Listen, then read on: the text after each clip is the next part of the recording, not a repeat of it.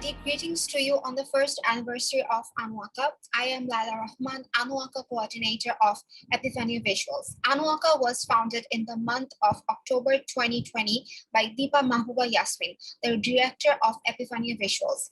With today's panel discussion, we are officially announcing the opening of our annual Symposium 2021. We have designed today's panel discussion with some of the most common questions that came up during Anwaka's group conversation. The main purpose of our open discussion is to rediscuss, rethink, reconsider the need of our Anwaka platform.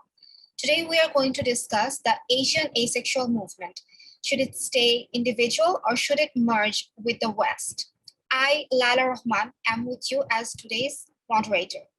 We have our honorable guest, Michael Doré, the member of the Global Asexual Visibility and Education Network AVEN's project team. He's a citizen of United Kingdom. And our panelists are D. Rosaline, Indonesian Asexuals, Sofia D. Guzman, Asexual Support Philippines, Sarah Cosgrave, UK citizen of Filipino ethnicity, Anjali Kaur, Mauritius citizen of Indian ethnicity, Pat Young, Canadian citizen of Chinese ethnicity, and Carrie Chin from Hong Kong. We are very glad that we found some of the most experienced activists from Asia and some very enthusiastic A Spec member and activists from Global Citizen of Asian Ethnicity as our panelists. Now I request to all to share something about yourself.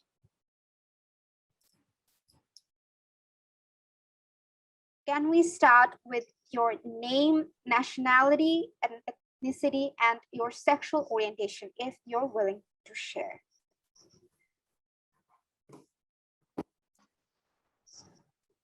However, who's gonna go first, or which one do we follow? Sophia, you can start first, please. Hello, everyone. A good day to you. My name is Andrea Sofia de Guzman.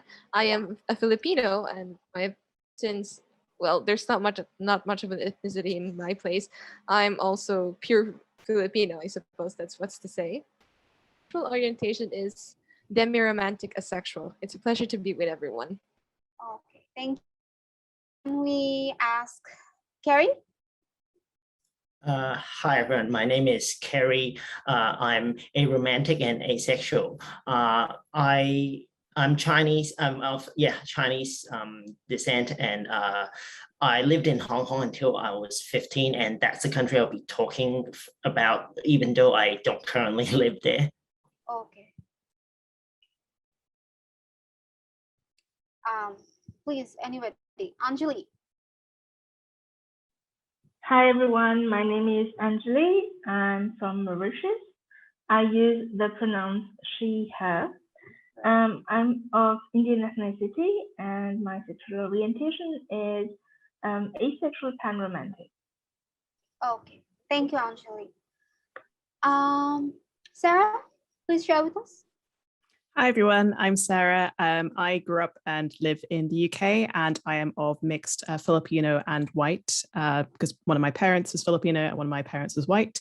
I identify as asexual or A-Spec. I don't actually really have a specific label because I don't really know where I sit on the spectrum, and I'm currently questioning my romantic orientation, although I know that I'm alloromantic. Nice to meet you all. Okay, thank you. Michael, please. Hello, my name is Michael, also known as Mick. I am asexual, and I am white British. So while I'm very happy to be here, very happy to be invited, and I would like to support in any way I can, I will probably not be doing too much of the talking as far as the questions on the panel is concerned, but I will. I'm very happy to help in any way I can. Okay, thank you. Pat.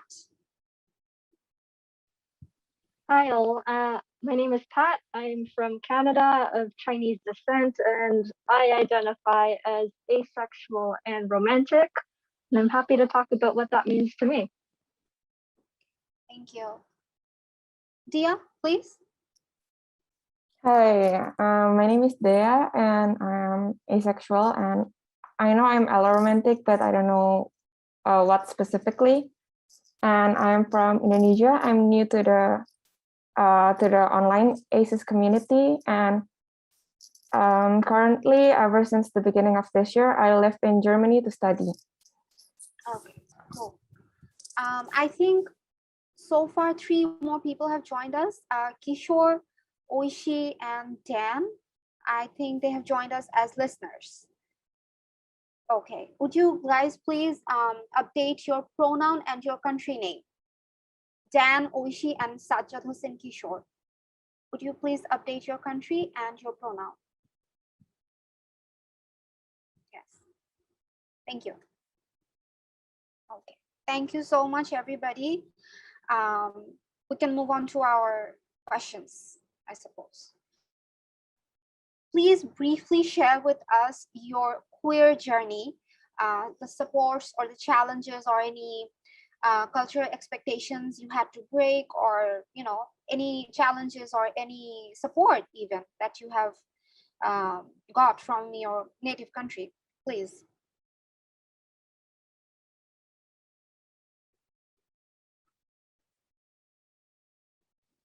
I guess I can go first. Yes, please. Please. Sure. I would say my journey began in high school. So I went to a Catholic high school, but we were surprisingly, I guess, open to talking about queerness in some ways. We had a club about respecting individual differences, and they did some educational pieces about different sexualities. And I had been part of that group, and I was researching, like, what is asexual? What is, lesbians, and what is like queerness and that kind of stuff. And I made these posters with the group to put around the school. And back then I was just learning the language, and I was like, I don't think any of these applies to me, but I just want to be a really good ally. But over the years, I kind of learned more, and I was like, you know what? Some of these actually sound very relatable. So as I went to university, I met more people. I joined communities online, whether it was on Tumblr, on Discord, on Facebook, and started talking to more people and better understand my journey. Right. Okay, thank you for sharing with us that. Sarah, please go on.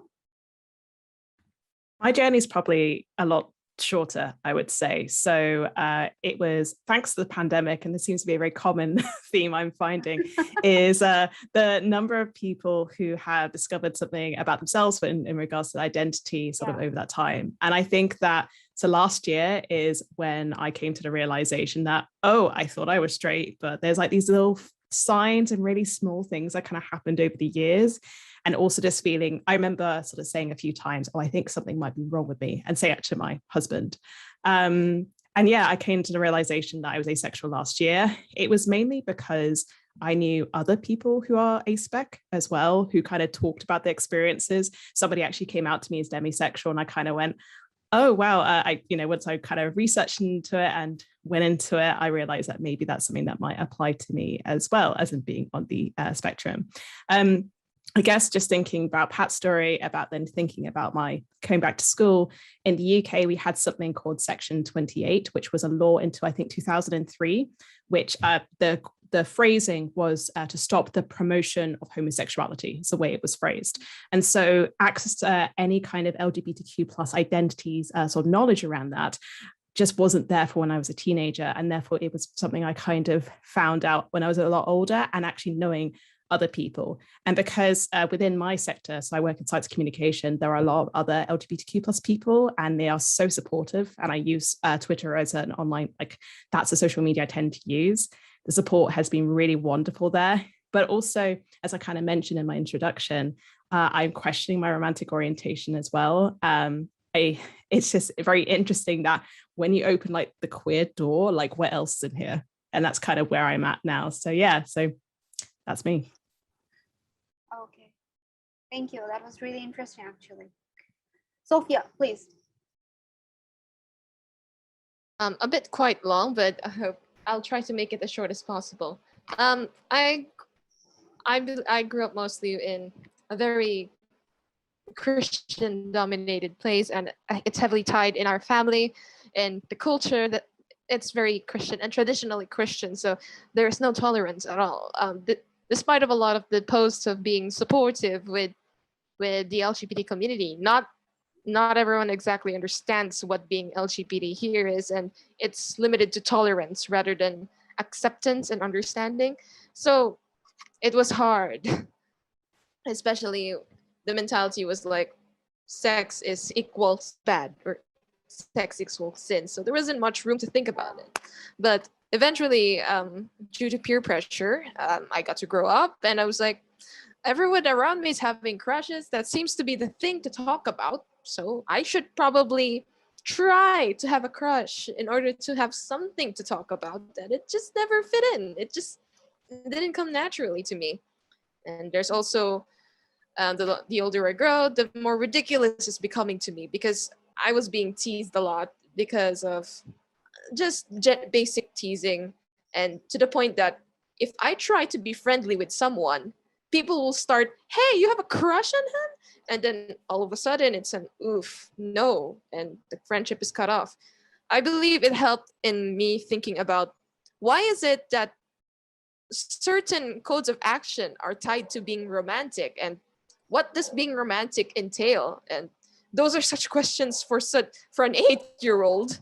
And moving on to high school, I met some great open and supportive friends, and I keep mentioning about this to my friends that I don't understand why people are so into sex, or why are people so into having a romantic partner? Why is it a big deal? And then one of my friends suddenly just said, "Sophia, I think maybe you're asexual, a pan-romantic asexual."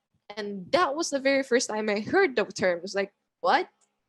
And I started researching, I searched the terms, and voila, I was in the community, brand new knowledge, and I've been spreading this knowledge as much as I can so I would save them years of confusion, years of feeling like what is going on.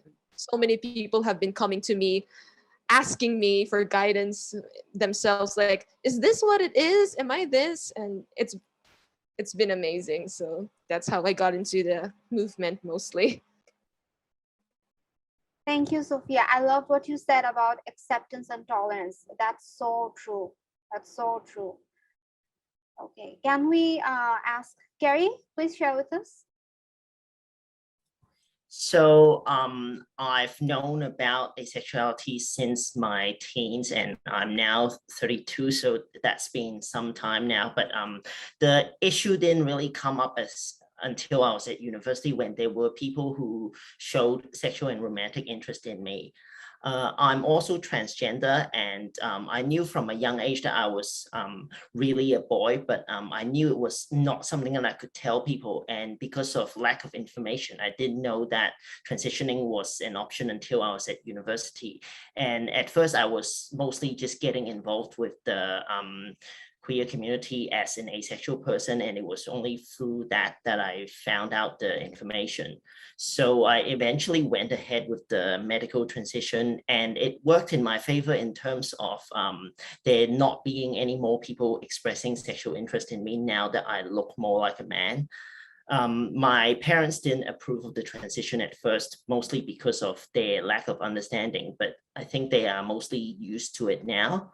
The asexuality doesn't come up in conversation as much. My mother used to ask me about my relationships, but I think she has learned not to waste her time asking that question. Right. Thank you, Gary. Dia, please. So I first found out about the term asexual and on my Instagram explore page. When I read that, I felt like I think this might be me, but I don't know, because in Indonesia, religion plays such a big part, and like Sophia, it's like no sex before marriage. Sometimes even dating is like looked down upon by several people.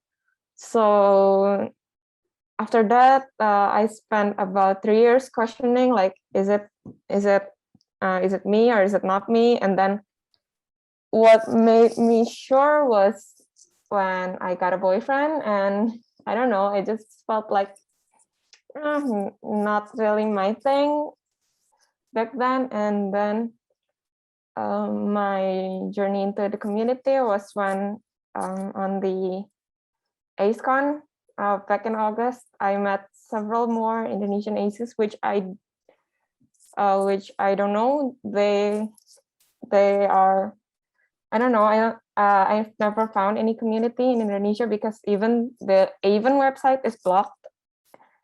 Indonesians cannot open the AVEN website without VPN. And then when I met these three aces also from Indonesia, and we were like, okay, let's make an Instagram account. Let's like explain about the spectrum and things like that. And so yeah, I am new. Thank you. Anjali, please share with us. So for me, I think during my teen years, I had some knowledge about the age spectrum. Mostly at that time, it was mostly about asexuality rather than the whole spectrum.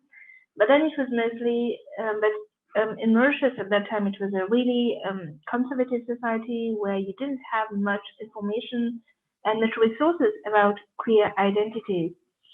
So at that time, even the information you had were mostly talking about LGBT identities. So you didn't really know whether as an asexual you were part of that whole spectrum or not. But it was mostly during my university years where I really got into questioning and reevaluating my identity, and finally came to the conclusion that I was within the A spectrum. And that's really when I started identifying really confidently with the asexual identity. And for the past 3 years, I have actually been working on LGBTQIA+ rights. But even when working in that field, you are not always at ease. For example, being open about your asexual identity even within the community. So that was one of the things that of the obstacles I encountered really when it came to being an asexual in Mauritius, because within the larger LGBTQIA+ community, there is still much ignorance about asexual identities. And then in society in general, you almost never hear people speaking about asexuality in Mauritius. So you have this kind of a double barrier that's there. But of course, today with the use of social media and the internet, people are able to access information outside Mauritius. So that makes it easier for people today who are questioning to have more information about asexuality than it was possible 15 years earlier. So I think that's one of the good things that have happened. So for me today, to really be open publicly about my identity, which happened very recently. Actually, I think it's a few months back, actually, that I really decided that I think it was time for me to always affirm my identity as an asexual person, even when I'm going for training sessions or for sensitization sessions, because as someone who was working in the field of LGBTQIA+ rights, I was participating in a lot of forums, in a lot of discussions, in a lot of meetings around yes, but I was not participating in them as an asexual person. I was participating as an LGBTQIA+ rights advocate, for example. So today, when I go to these sessions, to these meetings, I make sure that I also say that I'm here also as an asexual person. So that has been more or less my journey with my queer identity. Thank you, Anjali. I have a question for Michael. What were the big challenges at the beginning of AVEN? Did AVEN ever face obstacles from ace phobia or queerphobia? Would you please tell us? Right, so I'll do my best at answering this. I should mention, by the way, that I've been in the ACE community since 2009, and AVEN was founded in 2001, so I was not there right from the start, but I have a fairly good idea of the early issues. And I think originally it was very similar to what other people here have been saying, actually finding people and I think Dia mentioned that at first it's really difficult to find other people, and it was really only the internet that made this possible in the first place. I think asexuality was something that slipped through the cracks a lot, just because you kind of get this double reaction of, oh, that's just really strange, and oh, you can't be asexual. But you get this sort of second reaction of, that's just normal. That's not even worth talking about, and that it's just like everybody is. I mean, I think probably women get that more than men actually. That it's sort of like almost normal or ideal, and I think that was quite a barrier, because it held up our acceptance within the LGBT community for a long time, because it was asexuality wasn't seen as quite having the same issues. It wasn't not oppressed in the same way as the LGBTQ spectrum was. And when I was at university in the early 2000s, there was no indication of asexuality, and it's not that they were unreceptive to it, it's just it was not on their radar at all. It was lesbian, gay, and in fact even trans was hardly on their radar, and asexuality even less. The things have improved a lot since then. The other thing I know that was a very big burning issue in the early asexual community was actually from within the community. There was a lot of infighting about who was allowed to call themselves asexual. Do you have to have very, very prescriptive things like you must never have had sex, you must not have a libido, you must be repulsed by the idea of sex, a very, very narrow conception, even from within the community, of what asexuality was about. And it took quite a long time to kind of broaden out and become more inclusive. And it's still something we're struggling with, to be honest, that asexuality is actually a big spectrum of different behaviors. So to me, those were the main barriers that I'm aware of. Thank you, Michael. Actually, so true. These issues, I have no idea about the Western region, but here it's haywire, all these issues. If somebody comes out as an asexual, all of a sudden the first question they're gonna get, well, you were in a relationship, you know? So yeah, such a good point, thank you. Okay, let's move on to our next topic. So when and where did you first learn about asexuality? Can we start with Gary? So I first found out about asexuality when I was 14. So this was in like late 2003 to maybe 2004. An internet friend mentioned asexuality on her life journal and posted a link to AVEN. And I decided to click it and had a read about asexuality. And at that time, I thought the concept made sense to me. And eventually, by the time when I was 16, I realized that it applied to myself. I only joined the AVEN forum later on when I was 19 though. So yeah, as I said earlier, the concept didn't really of sexuality just wasn't as much of an issue in my life at all in my teens. When I was still at high school, it was only really relevant a bit later on because of I guess social conservatism in terms of attitudes towards sex and relationships. Thank you, Gary. Anjali? When and where? Yeah. And so, yeah, for me, the first time I came across the word asexuality was maybe around 2004, 2005. Actually, I was just going through, it was a popular science magazine. And there was one article where there were interviews with asexual persons, and where, they were describing asexuality. And I think it was representatives from AVEN at that time who were interviewed for this article. And it was the very first time that I came across this sexual orientation, and I realized that nobody ever told me that this existed. And you have this kind of, the first reaction, you're like, okay, this exists and nobody told me. And then when you start thinking about it, and after I was maybe 14, 15 at that time, and then as time went by, this article kind of stayed with me. And when I was questioning my identity, I realized that you don't have to identify yourself just as heterosexual, homosexual, or bisexual, but you can also identify yourself as an asexual person. So I think that was my very first encounter with the word and with the with this sexual orientation.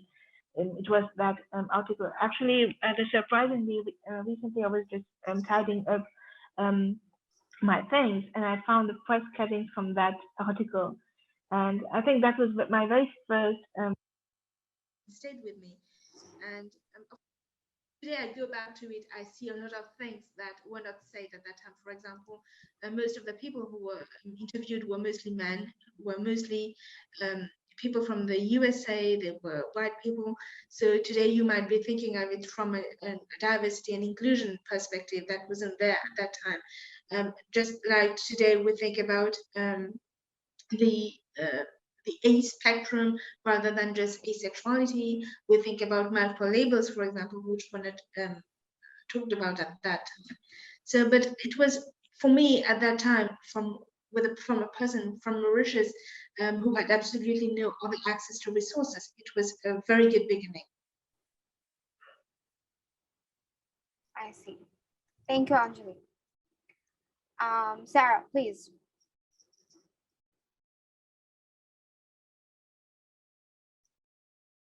We can't hear you. Sarah, you're on mute.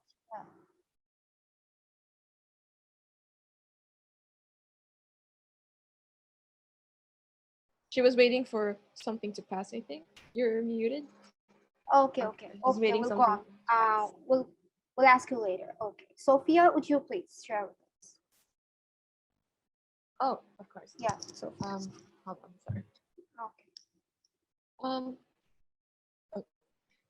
Sorry, just to clarify, the question was Anand, right? When To clarify? When and where did you first learn about asexuality? You can find the I think I question in the was able chat to mention. section. Yeah.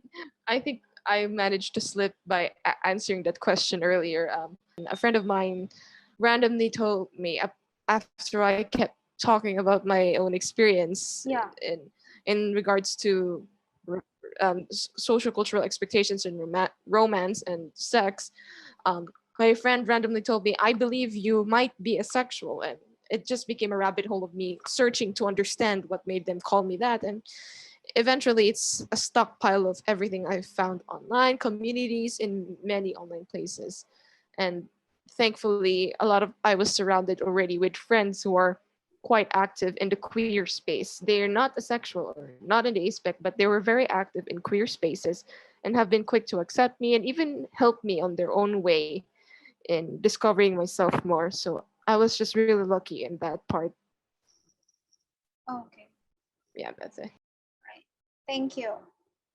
Pat, you share with us? Yeah, like Sophia, I also talked about it a little bit in my introduction. And it's actually hard for me to remember if I heard it first through doing research at school or when I was just browsing on Tumblr. This was back in the early 2010s.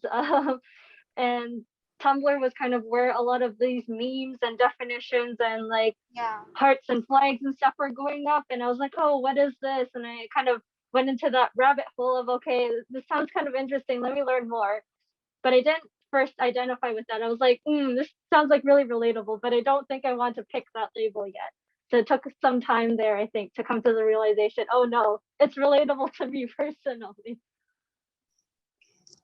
Thank you. Sarah, can you share with us now? Okay. Dia, please. So my story is a bit like Pat's, but instead of Tumblr, it was Instagram. There was like, Instagram explore page. There was like memes and like simple definitions. And then after that, I went to Google, tried researching more, but didn't find anything that could help because, like I said, I cannot open the AVEN website. And then for Indonesian websites, they are very scientific and like more of the health side of things instead of the more detailed explanation about the labels and the micro labels and everything. And so I went back to Instagram. I followed like ACE accounts and I found out more through memes rather than Google searches.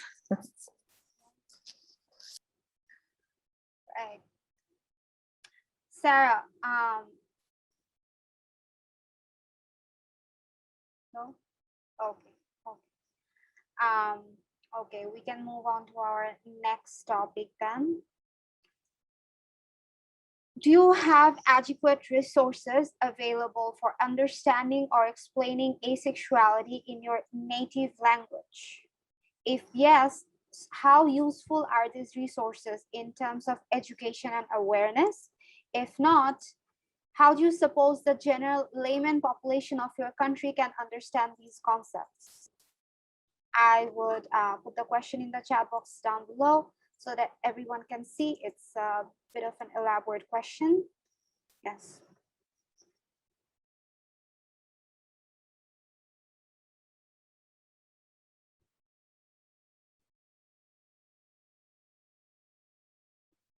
Is the question clear? Okay. Who would like to go For more first? of wondering who should.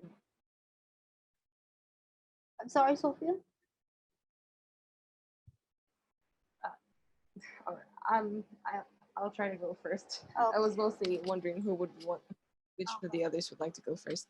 Right.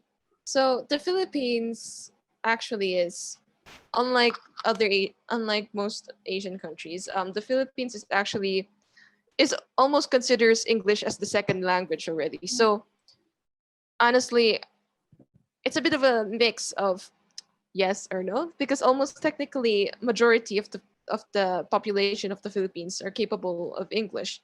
But this is not, I will not deny that, because the country is an archipelago and there's many regions that even we have different languages in different areas. It's not even close to the main language of Tagalog. It's each region has their own language.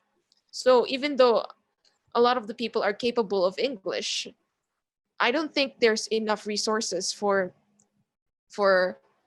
everyone's own native languages. And I don't personally, I'm struggling to understand as well on how to like localize, to explain this, like to explain asexual, because even though we do have terms for gay, lesbian, these are they have their own connotations, they have their own meaning on what they are. Like bakla or gay is different from us. It's like if I go off, it's gonna take up too much time, and I want to be able to give the others some time. So basically, it's going to be hard. And the only way that I personally can think of trying to explain asexuality or properly explaining any other queer term is by first introducing it as what it is commonly known, and then from there we try to piece it out, because there's really not an exact term, not even for just one language, since the Philippines has different languages in each region. So it's going to be a struggle, but yes, they need to start with at least English, and then we can try to piece it up locally, because the whole country has their own languages and terminologies and connotations between what can be used. That's in what I've seen from what I've seen. Right.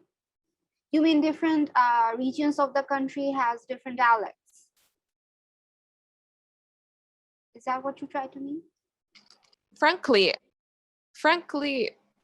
I've it's still a discussion I'm trying to ask as well before with my teachers. It's the language, they're too distinct to be just called dialects. They're not they're dialects, but to an extent that they can be considered as a language of their own, especially because completely different cultures and completely set of words. We're an archipelago, and to the point that the common language is only centralized usually in the city, and everyone is mostly using a different language for their daily lives. I see. Thank you. Sarah, Yes, please. I apologize for the technical difficulties before. I literally could not click to unmute my microphone before, so that's why I couldn't speak. I'm just nodding. Was the question about resources being in different languages? Was that what the question was? Yes, just to make you sure. can find the question in the chat box as well, by the way. It doesn't appear for me because I had left and came back. But anyway, Can I was you nodding. repost it? Yeah, it's about Basically, I was nodding a lot to what Sophia was saying, to be honest, because it's something I haven't mentioned is that I came across the Filipino ACES group, I think a few months ago, and I've learned it's a really interesting thing that being engaged with the ACE community and particularly Filipino ACE community is I've learned so much more about my culture and my family's culture through it as a kind of an unexpected thing. And I was nodding a lot to what Sophia was saying is that it's really important to consider the sort of cultural context, but also the language is going to be different. So for example, like the word bakla, in terms of what it's meaning, it doesn't translate to what we say use in English, let's say in the UK. So I just kind of really wanted to say that. But the other thing is even as somebody who is of Asian ethnicity in a country like the UK, the context for me is going to be different. As a context for people like me is also going to be different as well. So although we can have to take into account this culture, it's the fact that I'm experiencing my family's culture in a different context. And that's something that's also really important to take into consideration. And the fact I am an ethnic minority in the country I live in too. Right. Anjali, would you share with us? So for me, the answer is really simple. There is absolutely no resource on asexuality in the native language in Mauritius, because even though the official language is English, people speak mostly French and Mauritian Creole, and there's absolutely no resource on asexuality in our native language. I mean, even in English and French, you won't really find any resource on asexuality in Mauritius. And so how can we, so how can the general layman population understand the concept? I think that every time I have done community sensitization sessions on SOGIES for a very wide and very diverse groups, I mean, for students, for elderly people, working people, I mean, every time when I've mentioned asexuality, it was something that they have never heard of. And so I think the first thing is really to get started talking about asexuality and to say what it means. Because, I mean, independently of in what language you do it, in English, in French, or in Creole, the first thing is really to start talking about it, because most of the people here have not even heard of the term and much less of the definition. So that's, I suppose, the first thing. And then how to get people to understand it. I think there's something that's that I have noticed is because Mauritius is still a very conservative society, and where you have a few the influence of religion and some religious values, where, for example, sex outside marriage is still stigmatized, where you know, young people are not expected to have sex before marriage. So when you talk about asexuality, people always have this tendency to understand asexuality in the sense that it's abstinence.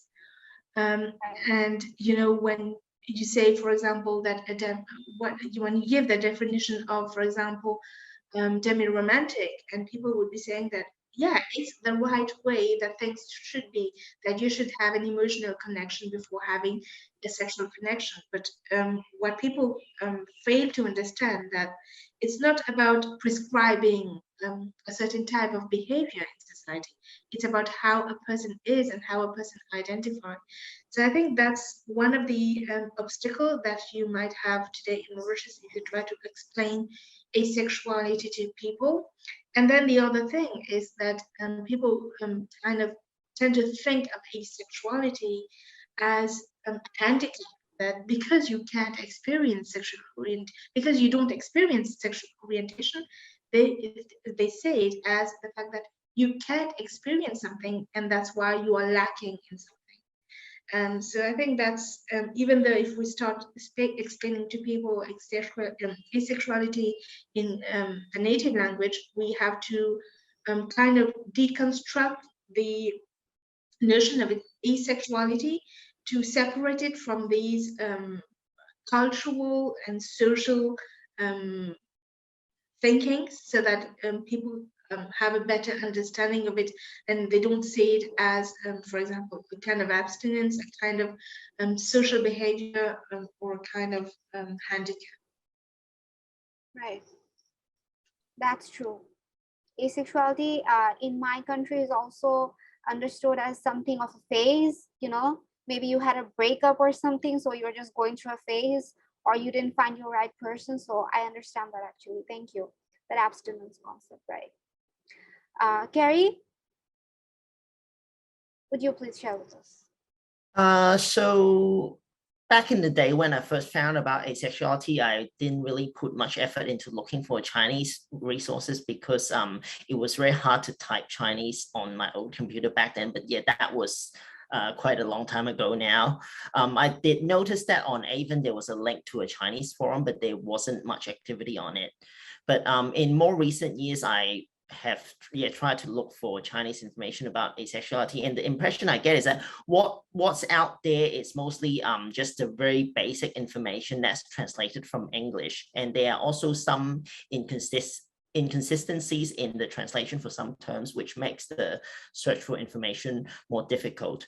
So for context, similar to what Sophia said earlier about the Philippines, most people in Hong Kong also know some English because they learn it at school, but not everyone speaks it fluently. And proficiency in English is generally correlated with education achievement and socioeconomic status. And Chinese language resources are therefore needed for quite a large part of the population. And for further context, the written Chinese language is the same as mainland China, although they are, yes, traditional and simplified scripts as well. But the spoken language is Cantonese, which is a dialect that's not shared with the rest of China. Further to this issue is that the formal terms for sexual orientations in the Chinese language conflate sex and romance. So the word for asexuality is 冇性戀, which literally means no gender love. So it is more difficult to explain the distinction between asexuality and aromanticism. And I think the split attraction model is very important because the practical issues faced by an aromantic asexual person who may prefer to remain single are going to be different from those faced by an asexual person who is looking for a romantic relationship with an understanding partner. Right. Yes, that distinction seems to be a huge problem actually. Dia, please share with us. Dia? Okay, so Indonesia is also an archipelago like the Philippines, and also like them, we have a lot of like different, how to say this, different kind of like regions also have different languages, and from West Indonesia to East Indonesia, they could be totally different. But thankfully, I think almost all of us speak Indonesian as the native language. And as for adequate resources, I would say there are none, because there are a few articles on several websites that explain about asexuality, but only scientifically and in a very clinical terms. And there are also very basic translations from the English. And as for resources in English, not a lot of people in Indonesia speak very fluent English. There are also quite a lot that barely understands English. Maybe some who doesn't understand English at all. And it's also as I've said before, and me and my 3 friends, we are trying to create Indonesian resources in people-friendly Indonesian language. And yeah, it's still going on. Okay. As long as it's going on, that's a huge step. Pat? Yeah. So I grew up in Canada, so English kind of technically is one of my first languages, but at home I speak Cantonese and Mandarin. And another Chinese dialect as well. So in that language, I would say that I only recently learned the words that Carrie was talking about, like describing asexuality, and because I was part of a Asian diaspora group who also is queer inclusive in Canada. And so we had a language cafe where we were practicing Cantonese, and then we were talking about like, oh, can you describe about your gender and your sexuality in Cantonese? And so all of us were doing some Google searching and like looking through the dictionary to find these words. And like Carrie said, it's very limited. It only talks about sexuality, not romanticism. And a lot of the words come from biology as well. So it's like they use the word for like asexual reproduction from biology, which are applying to like single cell organisms, and they apply it to people. So it's like a little bit weird that way, but it's like this is the best we have so far. But yeah, I guess I'm very lucky to have a lot of resources in English. And now I think the discussion has moved more towards the specific labels rather than the big label of asexuality in English. Yeah. So the conversation was so different already. Right. Thank you. Well, here in Bangladesh, I would say, honestly, Anwaka was probably the first platform I found that used our native language Bangla to talk about asexuality. So I was in an American age group. So then that's where I found Epiphany Visuals. And we started talking about, ace and queer and asexuality. And that's how we got to know about each other's asexuality. And that's the only page I found where asexuality has been spoken about, and that too in Bangla. So we don't have a lot of literature, maybe some indirect literature, but not a lot of direct literature. I mean, in Bangladesh, it's a very taboo topic, to talk about sexuality at all. Even straight sexuality is extremely taboo to talk about. So you can imagine asexuality. So yeah, it's a quite long road ahead of us, I would say. Okay, I have a question for Michael. When AVEN started, there were no educational materials related to asexuality, and AVEN took the initiative to start creating this content. Can you tell us what that was like? Yeah, so like I've already mentioned, I was not there right at the start of when AVEN was founded. What I understand is that so David J was the founder of AVEN, and I think he basically just put up a web page on his personal like university web page, like he had like a personal space, and he put up a web page, just a single page saying asexuality is the lack of sexual attraction, and just put it out there. I mean, and probably wasn't even expecting people to take it up. Then he got emailed by people who said, that applies to me, and that applies to me.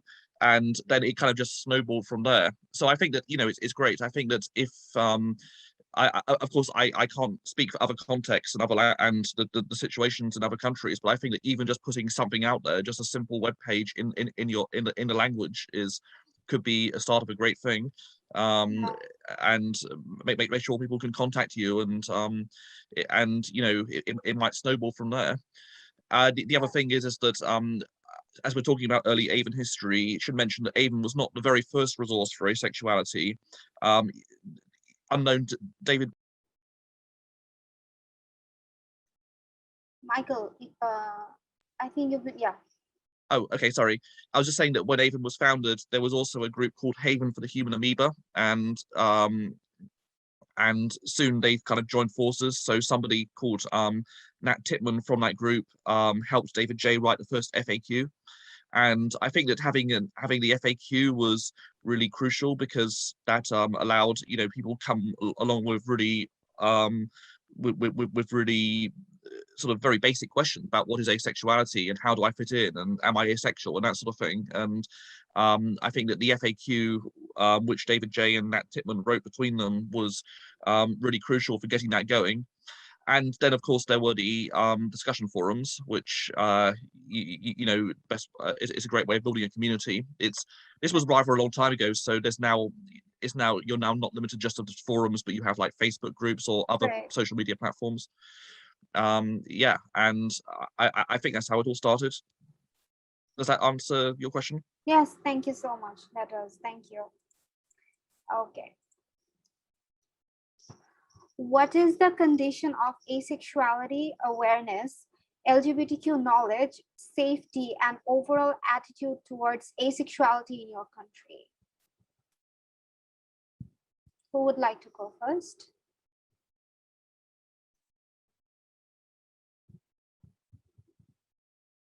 Anybody? Sure, I can go Hey. first. Okay. Asexuality awareness, I don't know that it's necessarily really broad in Canada, but there are definitely lots of individual small communities online that talk about it, and that group together. So like meetup groups or Discord communities, that kind of thing, or forums and that. So in terms of LGBTQ knowledge, I think more broadly speaking, it's quite good because it's legal to talk about here. And so there's a lot of people who kind of do awareness pieces. There's campaign, there's Pride Month every June. So I think relatively overall, it's quite safe to talk about. Overall attitude towards asexuality, I don't think enough people know about it for them to really comment. I would say, personally speaking, coming from an Asian family, within that, the attitude towards asexuality so far has been like, okay, but like, when are you getting married? Is kind of the focus there. I don't know if anybody. So the question isn't even if you're gonna get married. They like, Right. especially aunties always go asking like, Yeah. oh, like yeah, like when are you gonna get married? So I think that attitude, like they don't care what your orientation is. The things they care about is like, when are you getting married? When are you having kids? Right.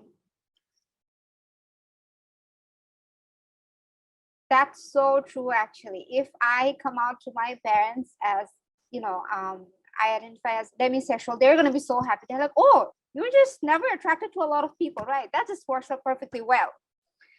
So even then, they won't understand that I identify, you know, as demisexual or as a part of the asexual spectrum. So I understand what you said. It's always about the wedding. So okay, we get it. When are you gonna get married? It's a phase again. So yeah, Gary. So as far as I know, asexuality is mostly unknown amongst the general population in Hong Kong. There's information about asexuality in their local family planning association website. There's acknowledgement of asexuality as a sexual orientation in legislation about sexual offenses. And I think some LGBTQ organizations welcome and support asexual people, but I couldn't find any specific asexual groups. And that's why I'm here talking about Hong Kong, even though I don't live there. So due to its colonial history, Hong Kong has a combination of influence from both the East and the West. And as such, there are issues with sexualization in media and advertising, while there are also the issues with sexual shame and avoidance of serious discussions about the topic, which I think are in some ways worst of both worlds in terms of asexual awareness. So mainstream Hong Kong culture is very much success driven. And while a lot of it is about career and financial success, it also includes having a romantic partner and eventually getting married and have children. So as I said, I don't live there, but if I did, I think there would be plenty of people who would consider me a loser for being single, even though I'm single by choice.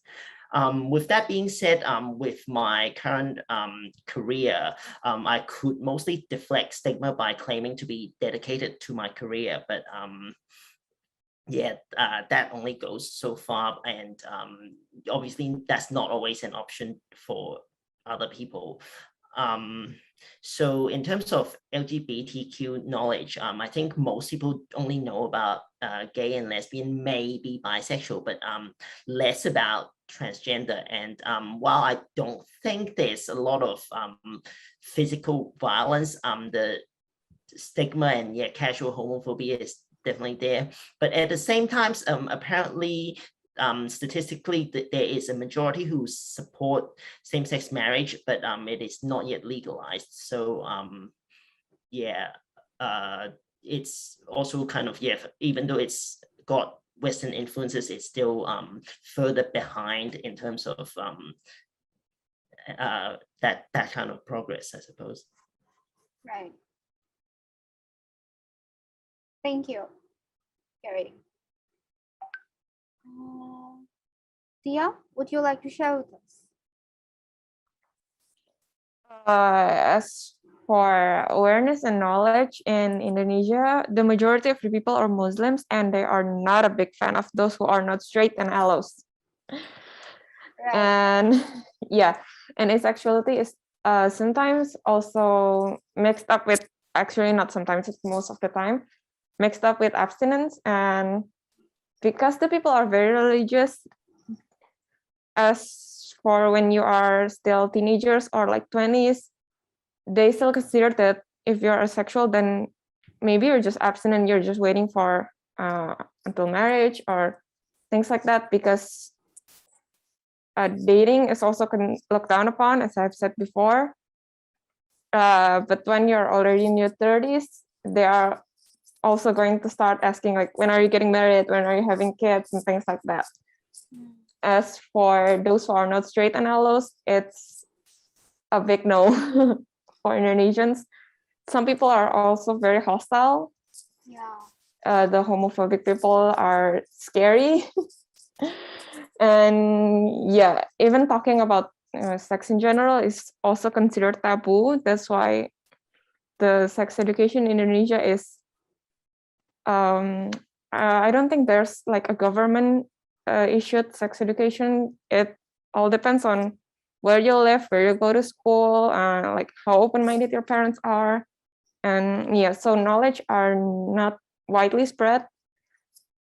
And yeah, based on where, like I said, where do you live, who are your parents, where do you go to school, and things like that. Right. Sarah.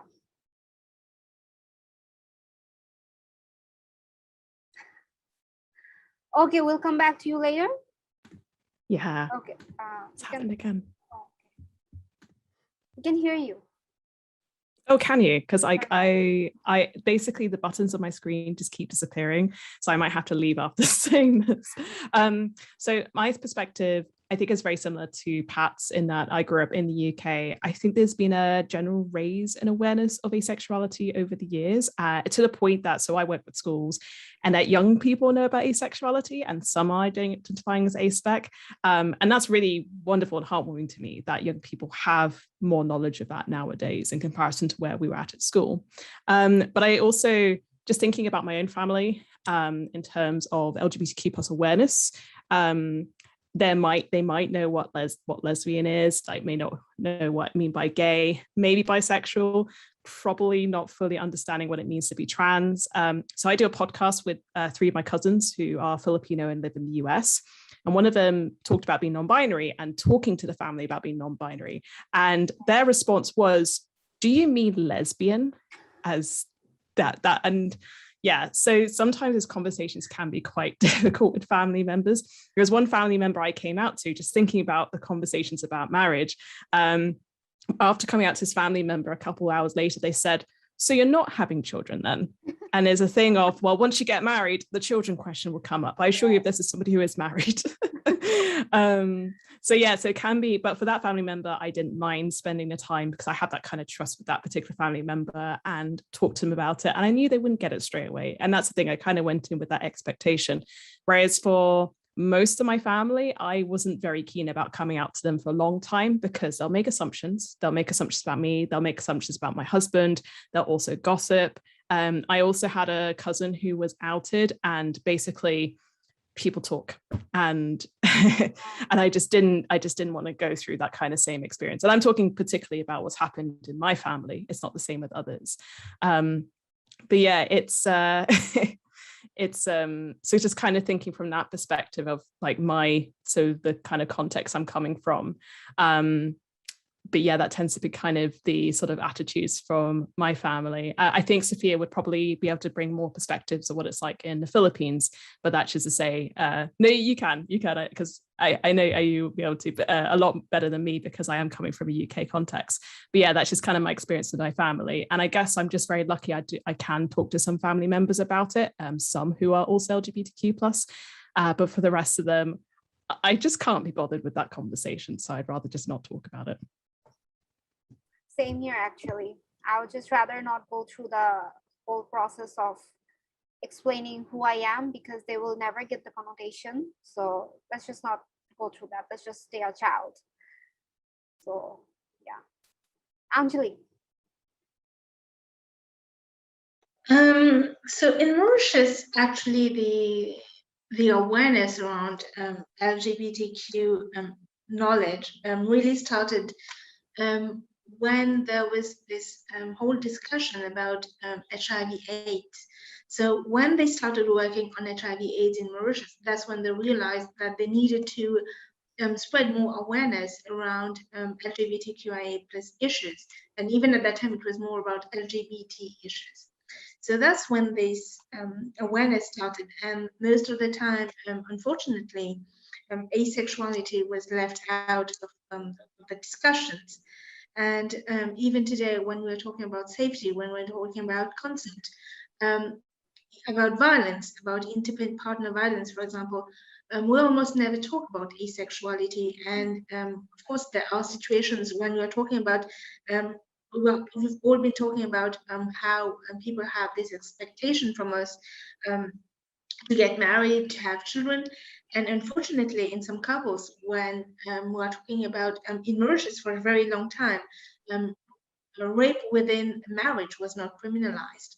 And so that made it even more difficult for asexual persons to, first of all, have more access to resources on their identity, but at the same time to be protected. For example, within marriage, if someone is an asexual person and they are in a marriage, they can still be forced to have sexual relationships.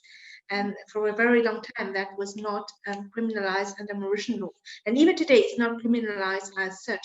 It just enables the person to get a protection order, but without the act being criminalized in itself.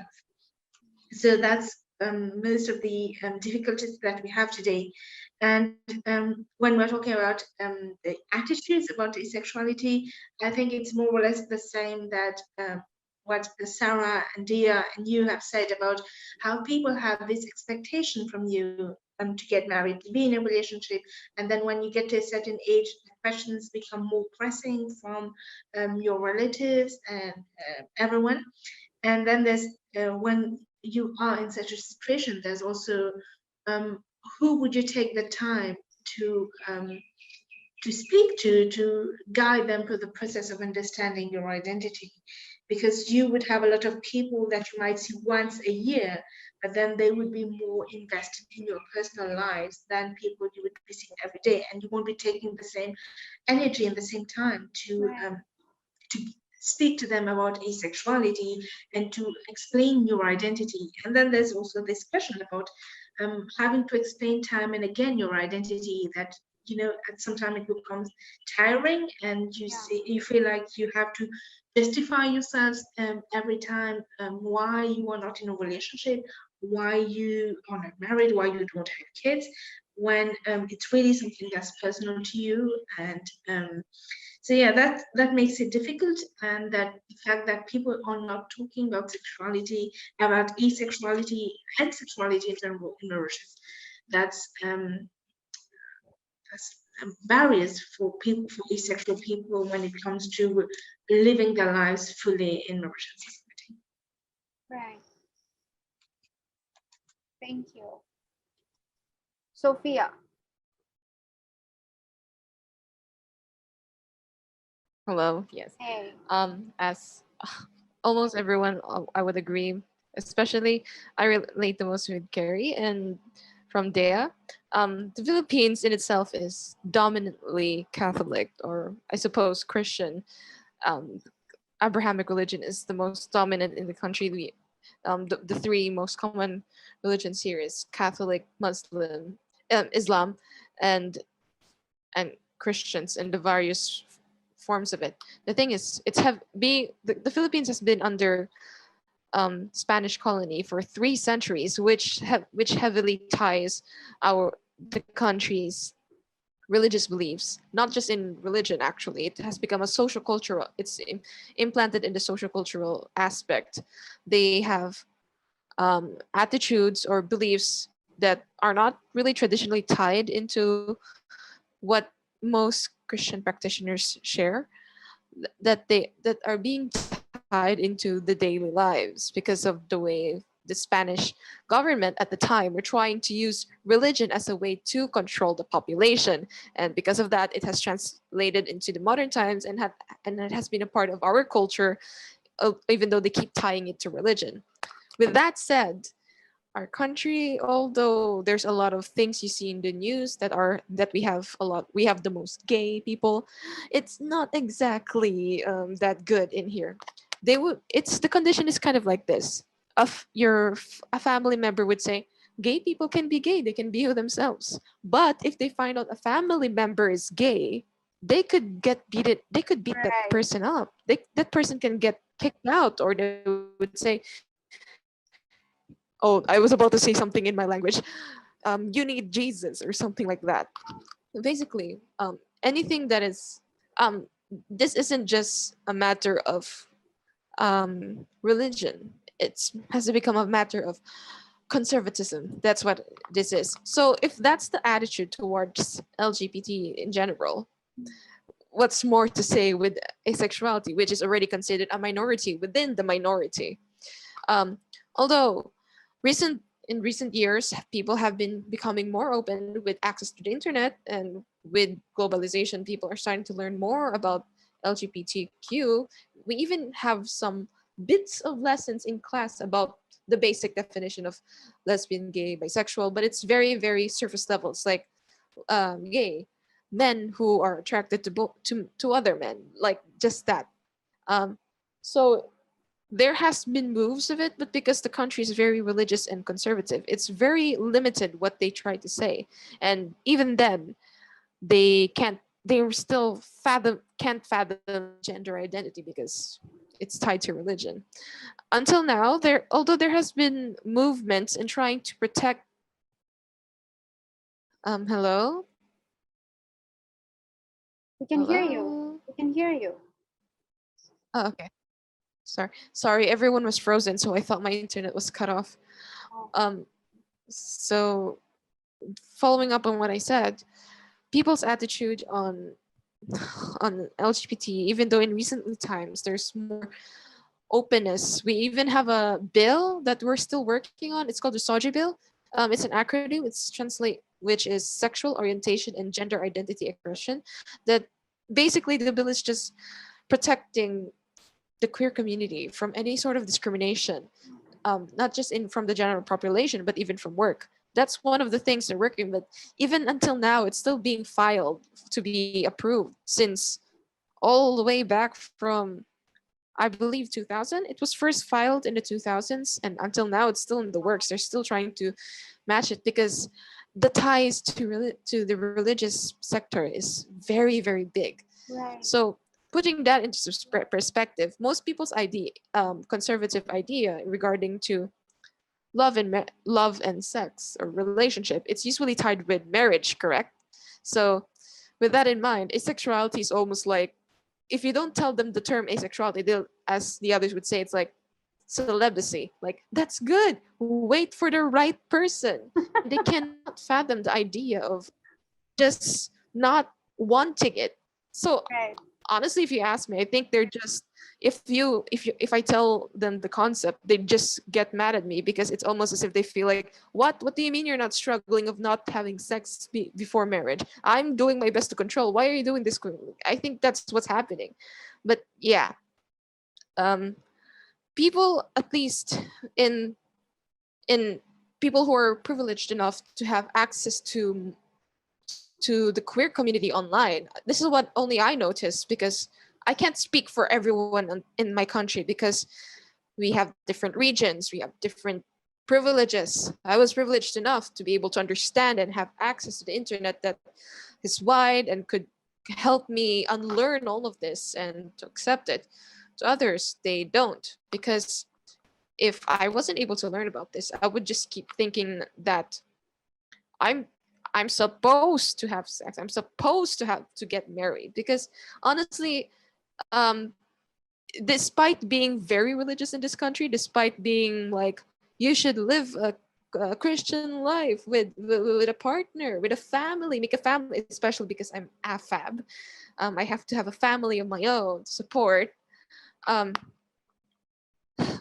because of that, the concept of sexuality that just doesn't cross well with people, much less LGBT. So it's not that safe. Even now, I'm scared because I'm in my parents' house. I tried to go to the rooftop. So I'm sorry if I keep looking out. I'm trying to make sure no one else is here to listen to me. I'll try not to drag. I'm sorry. TLD. To sum it all up, the attitude towards LGBT in general, including asexuality, is extremely conservative. They say they support it, but they don't actually want it anywhere near them. Thank you, Sophia. Well, in my country, don't even speak about it. Don't even speak about LGBTQ at all. But there's this understanding everybody has that as long as you're doing what you're doing in private and nobody knows, we're good. But don't ask for tolerance and don't ask for acceptance, and definitely don't ask us to celebrate you. That's not a thing at all. It's such a taboo. As I said, even straight sexuality is a huge taboo. You can't speak about it unless you go to the doctor. You can't. So LGBTQ is a very, very, very repressed topic. Culturally, philosophically, and even politically. And I would say even emotionally. A lot of people, they don't want to even accept themselves that, hey, I might not have this need for, sex, or I might not be attracted to people. Even they don't accept that to themselves. Like me, I didn't want to accept this to me for, at least I would say 10 years. I didn't just want to accept that, hey, I am just not like these people, homosexual people. So I knew about asexuality, and as some of you guys said, Tumblr was a huge resource, through memes and through the aesthetics you get to know. So thank you, Tumblr. Instagram a bit, but I guess my algorithm in Instagram is different. But mostly through Tumblr and mostly through Reddit. Reddit was a huge source, by the way, Reddit. And but I just never wanted to accept. I was like, okay, I'm happy with my partner, I got my fairy tale. No, I did not, but it's still a different thing, being with a partner and identifying as a demisexual or whatever. It's still two different topics. And I knew it, I just never wanted to accept it. I'm just talking about me. And in general, in my country, I think nobody wants to think about their sexuality as a different topic. Like this can be a thing you think about. They just think, oh, you're just born and you just get married. You just have relationships and then you find your person and then you get married and you just have kids. So no one thinks about it as a separate topic in their own life, that it can be a choice, that it can be something to think about, okay, what is it about me? Why am I doing this? Do I have to? No one thinks like that. And LGBTQ awareness is there. I would say the transgender community has more tolerance than gay and bisexual and lesbian community, but asexuality is not a term anyone ever speaks about, ever. It's something people just accept that, oh, okay, I don't have it. But they don't have the proactivity to, come out and form a forum or an organization. As I said, Anwaka is the first one I heard of. Even I never heard anyone ever speak that, hey, I don't have I don't feel attraction towards anybody. I never heard anybody say that. It's like everybody is waiting for somebody special. So yeah, that's the situation here. Thank you so much. We can move on to our next question. Yeah, sure, please, Sophia, please. I just wanted to add really quick. I'm sorry. Sure. I talked a lot and I forgot to insert an important thing. Another thing to consider, because I was too focused on explaining the LGBT part, I wasn't able to explain a very important part in regards to asexuality in general here. The country mostly here the people are very, I could relate to what you say, that people just generally think get a partner. It's almost like default. Yeah. It's the same here as well. Like it's almost to the point wherein when people make jokes, it's always about not having a partner. Their jokes is always about I'm single, or like it's always that. Yeah. We call them hugots, or like hugots are like lines of like jokes of comparing their misfortunes by connecting it to not having a partner, and it's like, I wish I had a partner, things would have been better. It's like very clever lines, kind of like, I wish the light of my life was like my flashlight, always on for me or something. I don't know. So you can sense that there's a high pinnacle of romance in everywhere you go. It's a status So symbol. just the idea of you not, yeah, exactly. So the idea of someone not being of just being happy not finding someone, they're like, it's either you're lying, or if you find someone, you start acting like us too. So Right. that's the So general true. idea. Yeah, Just wanted it's to like- add that. Exactly. It's like if I tell my friends that, you know, I'm demisexual or I'm on the asexuality spectrum, first of all, they're going to be like, what? Okay. Second of all, they're going to be like, wait till you get into a relationship. It's like, wait till you're just single. You know, life happens. Even my friends, the most open-minded people I know, they're going to be like that. So at this point, I don't know if asexuality is about the illiteracy about it, or it's like people just don't get it. They just don't get it. That I feel like maybe we're such a small minority, people just don't grasp the idea that some people simply don't feel the sexual attraction, definitely not at their level. So yeah, thank you. Yeah, there's also something like what Sophia said in Indonesia, like I forgot the word for this. Wait. Okay, so back in high school, whenever we have an exam, like some of the teachers would say like, if you cheat, you're gonna be single forever. And I felt like, what if I want to be single forever? Then am I allowed to cheat then? Or like, if you cheat, you're never gonna be able to have kids. And I was like, okay, so I have your permission to cheat then? Things like that. Yeah, that's funny, but that's also unfortunate. But that's funny. Thank you for sharing all this. Okay, moving on to the next topic.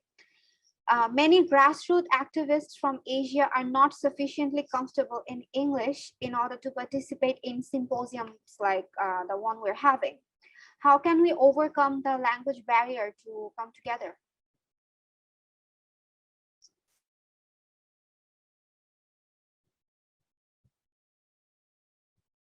This can be a group discussion. I honestly don't know. Short of teaching Indonesians the English language, I don't know.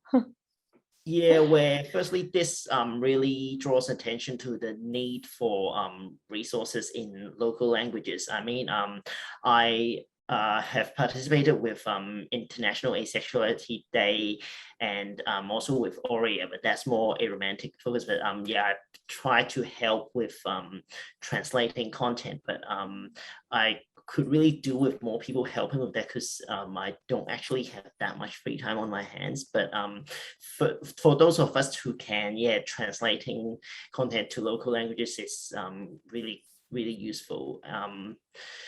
Short of that, I guess finding, but I do draw the line in interpreting. Like if I were to invite somebody to speak here in Cantonese, I wouldn't want to have to interpret that. That's a specialized skill. That's a lot harder. I am fluent enough in Chinese to be able to translate in my own time, but even that takes quite a long time. I'm not as, having lived away from Hong Kong was like 16 years, I'm not as fluent as I think I am, even though it's my first language.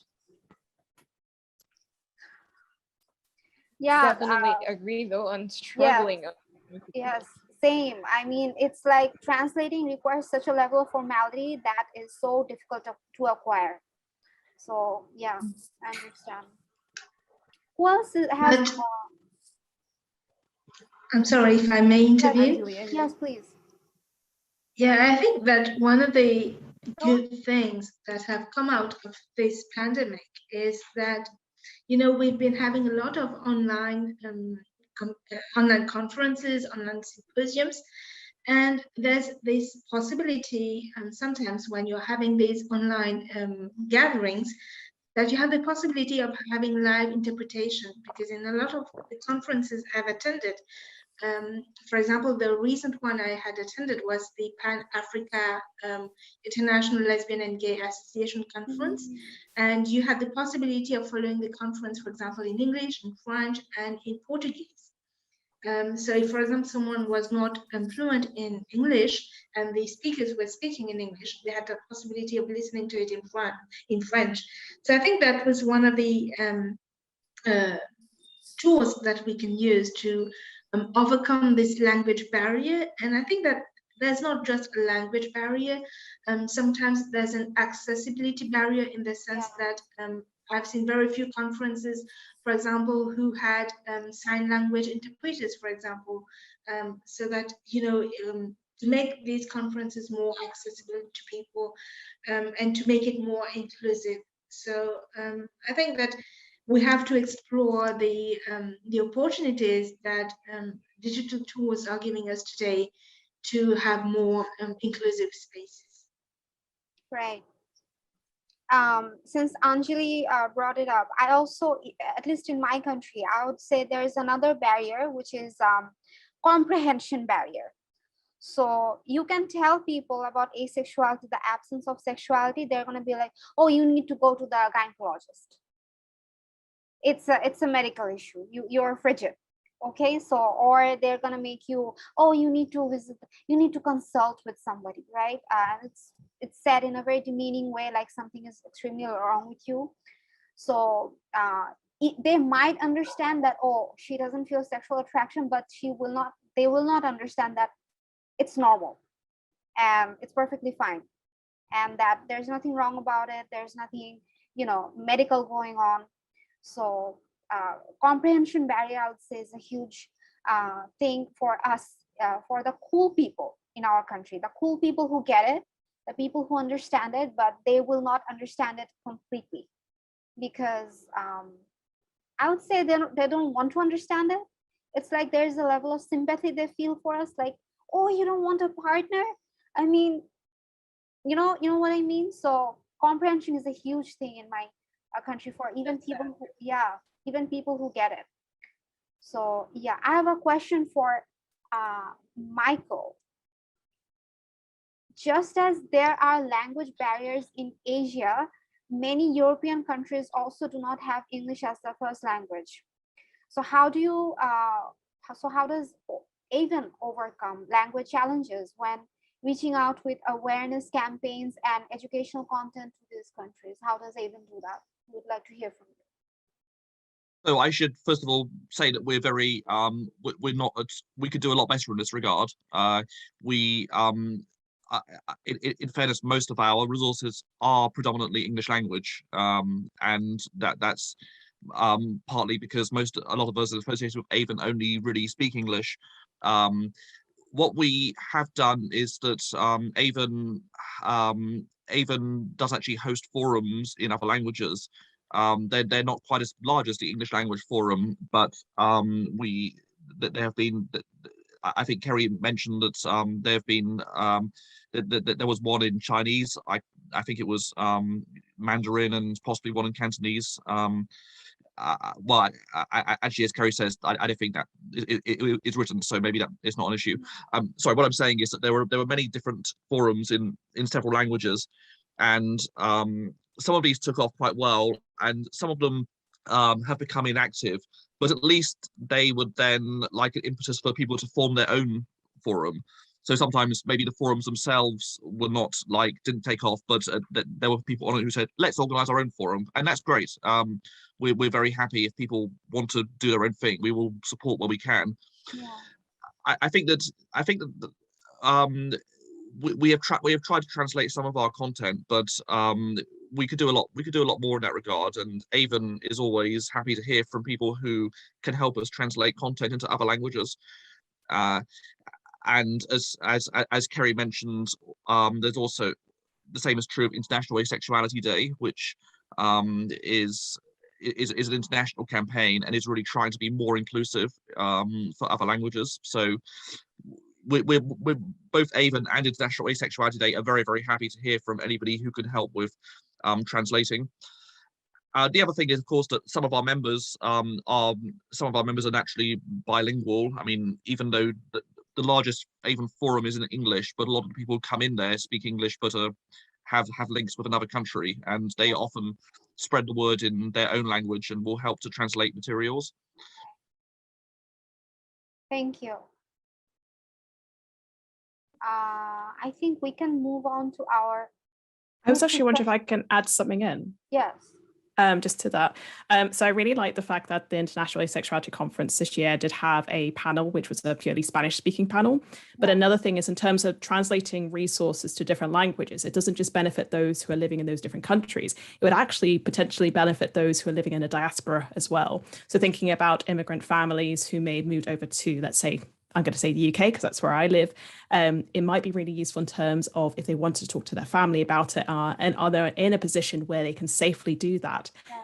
That could be another way in which those resources can be useful as well.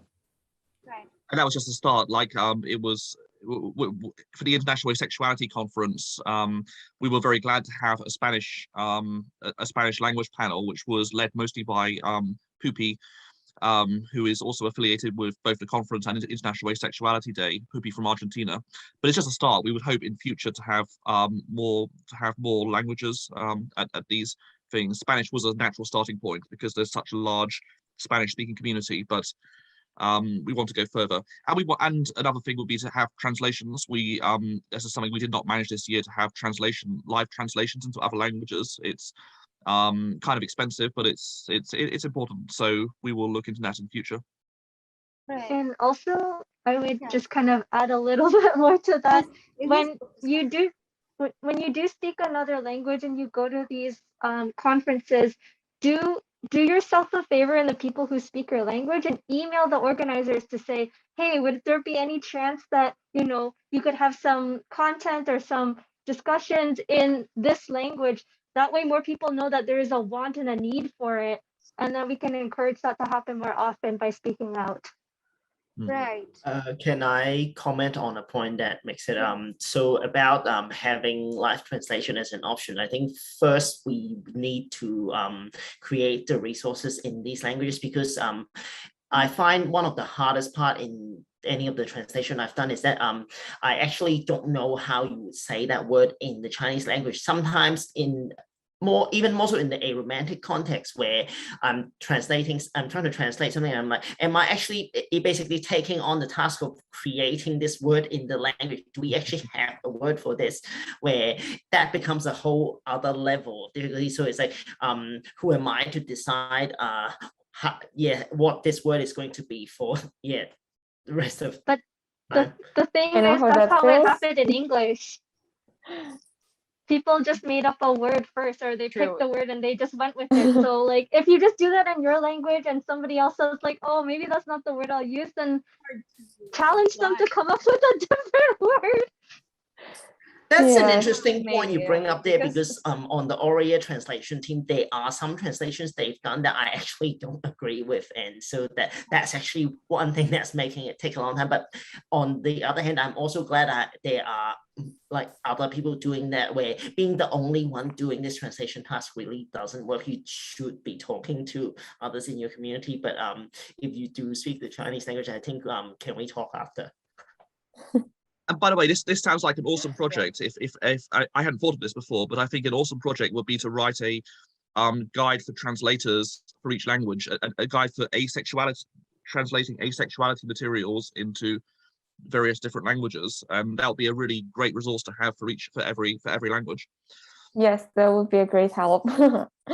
Yeah, Indospec has been struggling with a bit like language barriers, like some of you have said before, like there are words that do not exist in Indonesian, and we have to use the English term, but like explain it a bit more, and it's a bit hard. Right. I also feel like in my country, translation and the whole having the literature in your own language will matter a lot, because a lot of people simply understand or use English as a formal language, you know, just to ask, may I come in? Thank you, please. They like English doesn't hit them. English doesn't register as personally, say, as the native language does. So if you can translate this asexuality material in our Bengali language, more people will be able to understand whether they identify with it or not. Because when they read it in English, it's like, oh, something medical, sexual attraction, something medical. You know, they don't understand or that, oh, this might be something about my personality or something about me. So yeah, having translation in native language will actually help us a lot. Okay. Actually, guys, I have an announcement. We enjoyed our conversation a lot, so it's like we have to finish our group discussion within half an hour. So because you know we told everybody it's gonna be done within 2 hours, so that's just a heads up. I mean, please feel free to talk, but that's something we're trying to do. Okay, so we can move on to our first group discussion question. Topic, I should say. Yeah. Will the unique struggles faced by A-Spec individuals in the East be overlooked if the beacon of the A-Spec movement comes only from the West?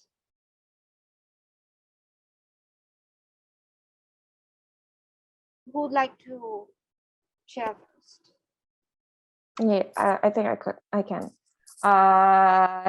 Yes, I would say yes, because the East and the West people have different views on different cultures, different traditions, I would say, and they are sometimes like 180 degrees from each other. They are so different, and because also the Indonesia was also colonialized by Netherlands and Japan, and the colonialization also, like, there is a region in Indonesia where trans people are normal. Like they recognize 5 different genders, that includes trans also, but they are kind of like pushed to the back of the history because of colonialization.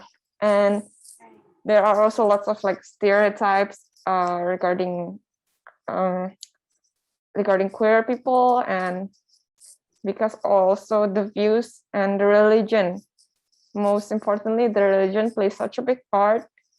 And some of those religions and the conservative groups, I would say the conservative groups are the one most responsible, who they could be quite hostile to queer people.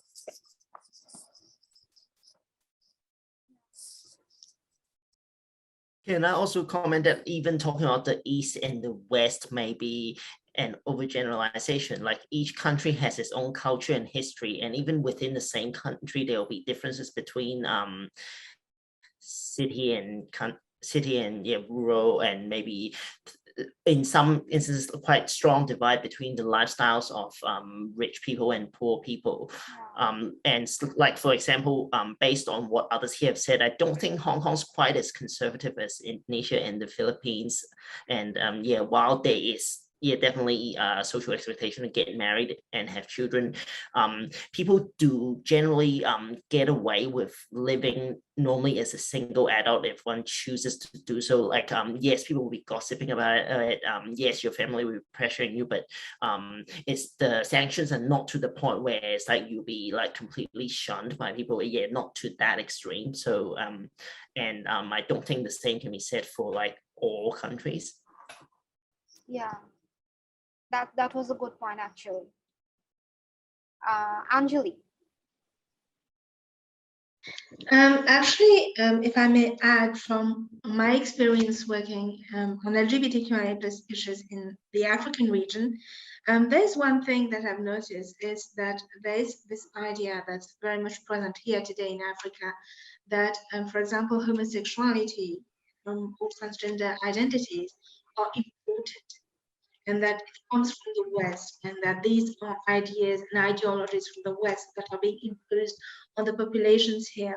And I think much of the blame goes to, for example, the people who are peddling these ideas, but it's also because we as activists, we have worked for a very long time by taking the way these identities, these ideas have been phrased in the West and brought them to our country by using the same wordings, the same phrases, and the same thinkings behind it without adapting it to the specific context of our countries. And that has also, to some extent, contributed to, for example, the situation today where people are saying that homosexuality is important. And when we are talking about asexuality, if we do not today, right from the beginning of our movement, speak from a local perspective and try to situate the ideas into our local cultures, our local ways of living, our local ideas, I think that there would come to a point where people would be saying that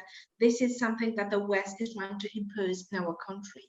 And that that's going to be one of the major obstacles that we might have to face sometime in the future if right from the beginning we don't start local. Yeah. Can I add to that? I think there's been some really, really good points made so far. But even when we do have those Western perspectives, they are still through a very certain lens, although we have gotten better about improving the representation of different voices in the West. It's still very centered on very white, cis, able-bodied, middle class, and so on. And so that's the other thing to take into account, is that even the Western perspective doesn't take into account everybody who, let's say, live in like my country, the UK. It doesn't necessarily take into my perspectives. And then if we think about those intersections, the experience of, let's say, a white asexual woman is going to be different from let's say, an Asian asexual woman as well. So that's the other thing. Those intersections will also be different in those different countries on top of that. So yeah, what you were saying about, so Anjali, what you're saying about in terms of having a white, it feels like it is imposed because it is coming from those perspectives and not thinking about those cultural contexts as well. Yeah, I would echo what Sarah was saying. It's actually very nice to be able to find like Asian asexuals and aromantic people on Discord and other online communities, because like when I tell somebody who's white and ace sometimes that like, you know, I can't necessarily come out to everybody in my family, and like I'm not gonna necessarily explain it all, but I want to keep them in my lives.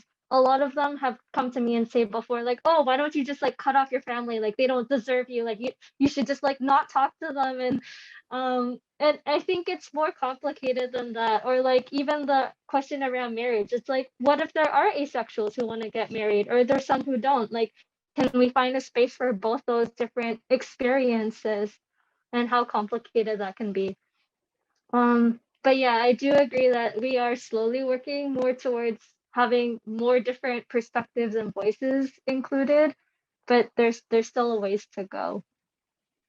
Yeah, to add on to your point there about the asexual who want to get married versus those who don't, where obviously I'm speaking as an aromantic asexual, I'm speaking from the perspective of being, well, yeah, aromantic. And my impression is that in the context of Hong Kong, for example, it would be far worse being asexual and looking for romantic relationships, because while yeah, you staying single, people as much as people gossip about you, that's more on them. It won't disrupt your life quite to the point where it's a major issue, but finding a suitable partner, then that relies far more on understanding of other people, and that's where it would get much more difficult.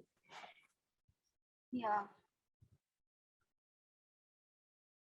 Yeah, just to add on what Carrie was saying, I'm like on a Discord server and there's like a few hundred of us there. and it's all around how to date as an ace or arrow person. And it's been a really interesting conversation to have, because it's like, how do you have those conversations to explain to somebody who either knows a little bit about asexuality or aromanticism or not at all, like what that means in the context of dating? Like, what are they going to understand, and what are you comfortable with doing or not doing, and being able to explain that? Sometimes even staying single in Indonesia, unlike what Carrie said, people are going to talk about you, yes, blah, blah, blah. It also happens, but there are also a few people, not just people actually, some groups that they are, how to say this? There's this thing in Indonesia where, like, if you reach a certain point in your life, a certain age, and you are not yet married, then your parents are going to find someone for you, and you're gonna get married. Thankfully, my family is not like that, but I know a few people who are thinking about it, thinking about like getting their parents to find them someone to marry, and they agree with that. I just, wow.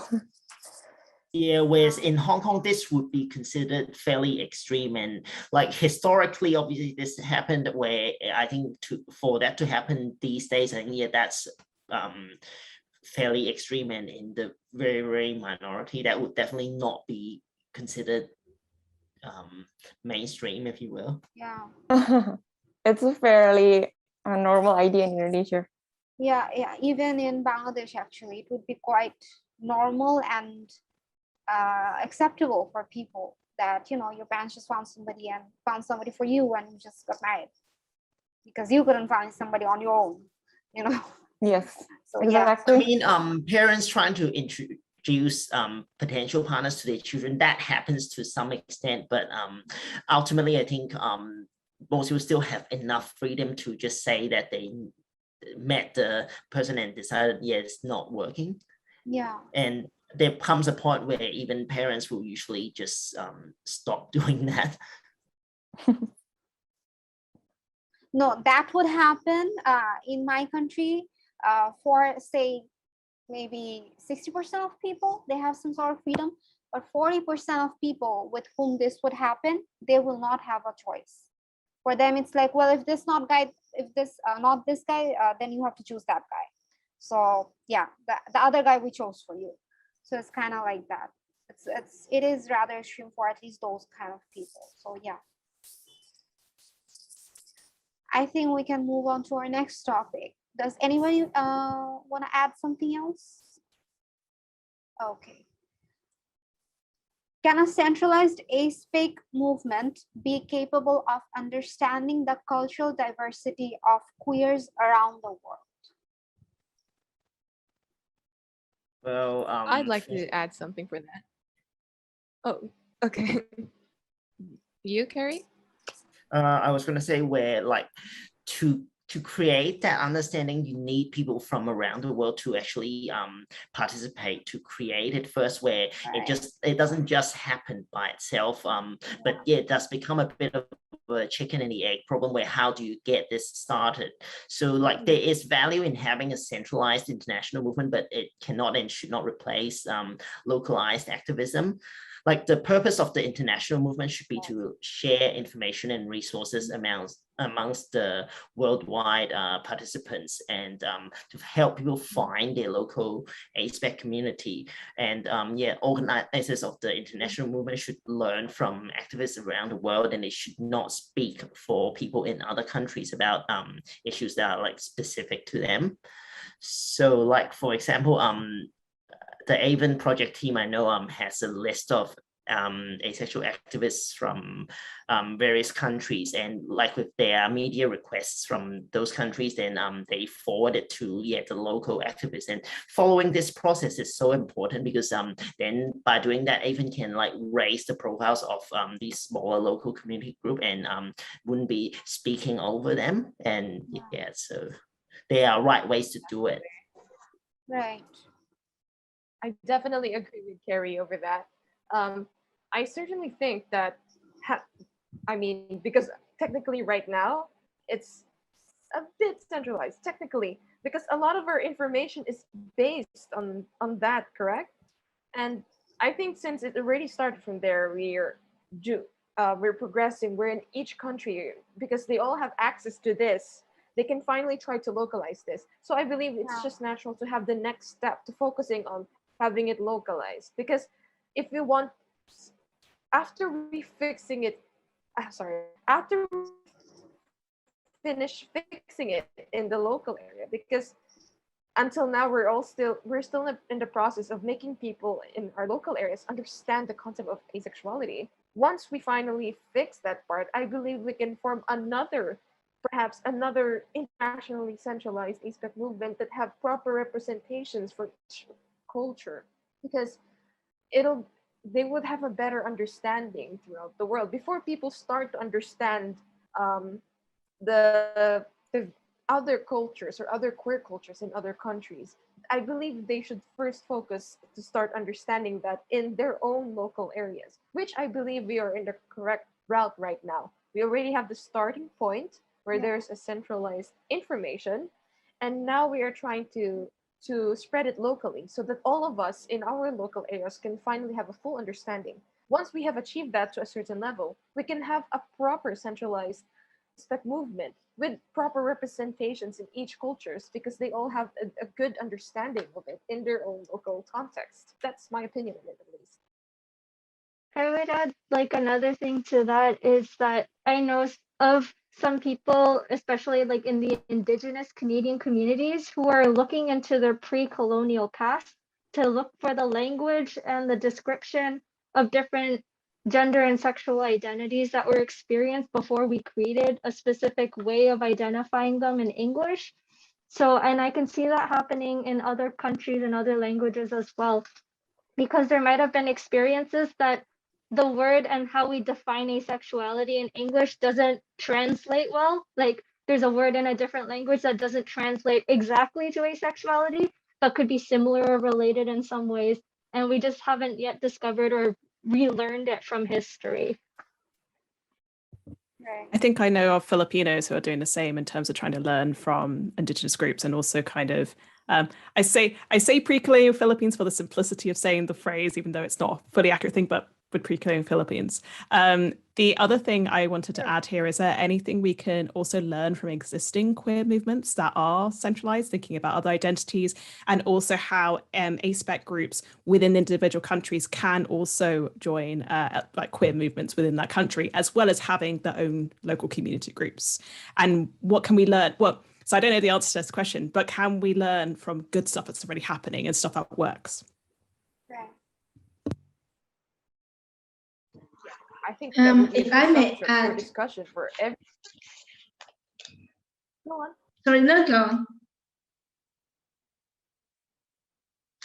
So, if I may add, I think that local grassroots activism and an international centralized movement are complementary, and that one cannot function with the other. And because those who are at the local grassroots level, they are the ones who know the specific local context and the lived experiences of people in that specific context. But at the same time, having a centralized international movement gives more weight to any kind of advocacy that we might be making. And I think that it was Sarah, I think, who mentioned it at first, that there needs to be intersectionality, that we need to make place for intersectionality. And if we look at today at international queer movements, they are trying to move more and more towards intersectionality. If we look at, for example, the Commonwealth Equality Network in the UK, whose office is based in the UK, and which groups LGBT rights organizations around the Commonwealth, they try to integrate intersectionality as a very a key aspect of that movement.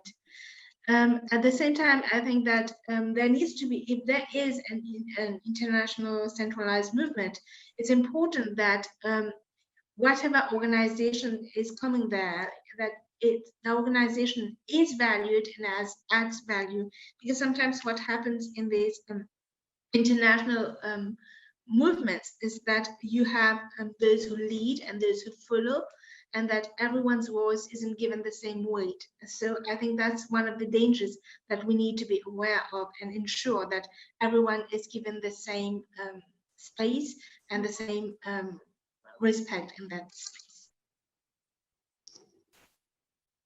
Yeah, and to just add back onto that, like hearing everybody talk about their different contexts already today, like you can already see how you can't prescribe any one way to do activism around asexuality because each of our contexts are so different. Michael, would you like to share with us your opinion on this? Right. So, I mean, I agree with what everybody else has said. I think that an international, to the extent that the international movement is centralized, the role should be to empower people in each country to do their to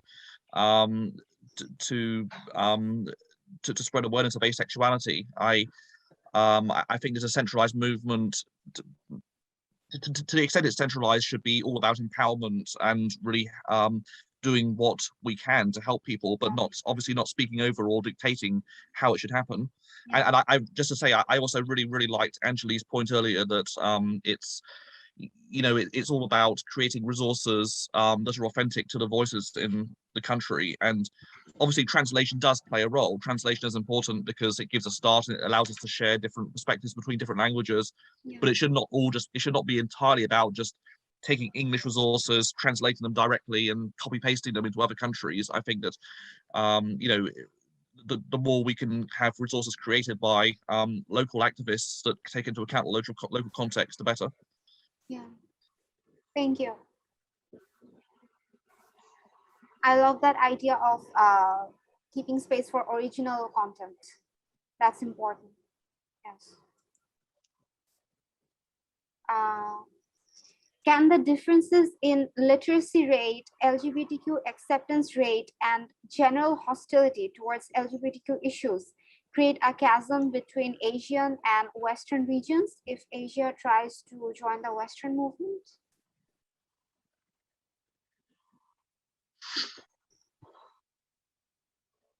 Can I start? Yeah, okay. Discussion, please. For Indonesia, I think yes, because there are still most Indonesians who think that LGBT is an effect, like they come from the Western globalization. Like there are lots of news articles and conservative people who said that no, LGBT is not our Indonesian culture. Yeah. They come from the West. They are dangerous for us. Yeah. And it's not our tradition. It's not us. It's not who we are. And at first we need to break that way of thinking first before we can join like the Western movement, and it will take more time.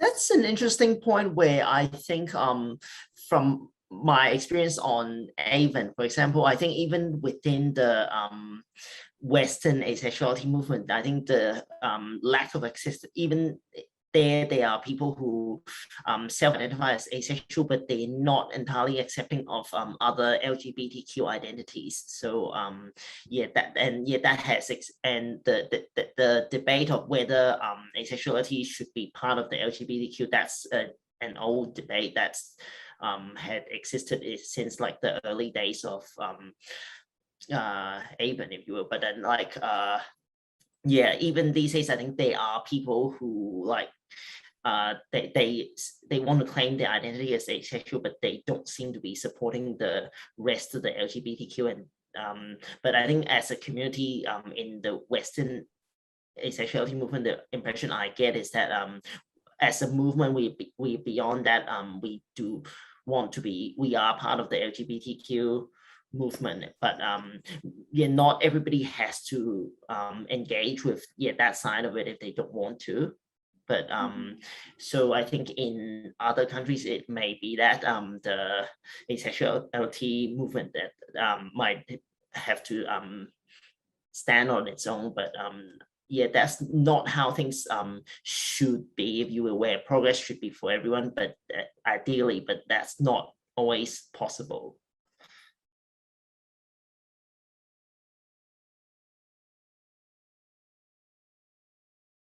That's a really nice perspective, that the reality of it, that we would like progress for everybody, but initially maybe not.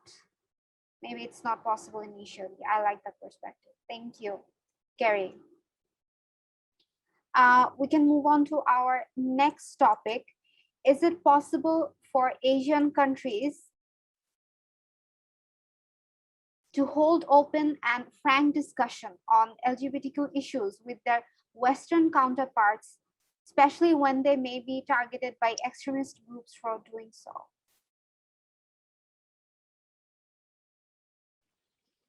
I mean, just to start with that, some of the discussion we had before this panel actually happened was around safety and how can we ensure that our panelists are safe? You know, where is privacy for people who need privacy or aren't out publicly, and like what does that look like? So around like who's sharing their names, how much of your name, what name do you go by? You know, where is this video being shared, and kind of being able to think about all those things to be precautious, because you don't know what everybody's context is, and you need to make sure that when you are doing this activism, that if you're not comfortable with that risk, what does that look like to you? Because there's activism where you're standing outside and you're shouting at people and you're telling people things in a public space, but there's also more quiet activism that happens kind of in the smaller communities or online or in different ways that are not the same, but maybe is a safer, more natural way for you to do activism. Yeah. Actually, I would say extremist groups, maybe it's like you have, what I understand is even for, you have to do a certain level of offense to attract their attention. It's how they portray it, like, okay, they're doing it, let them do it. But you never know what level that is. You never know. It's not like, oh, I'm gonna hold a discussion on the field and then they're gonna come after me.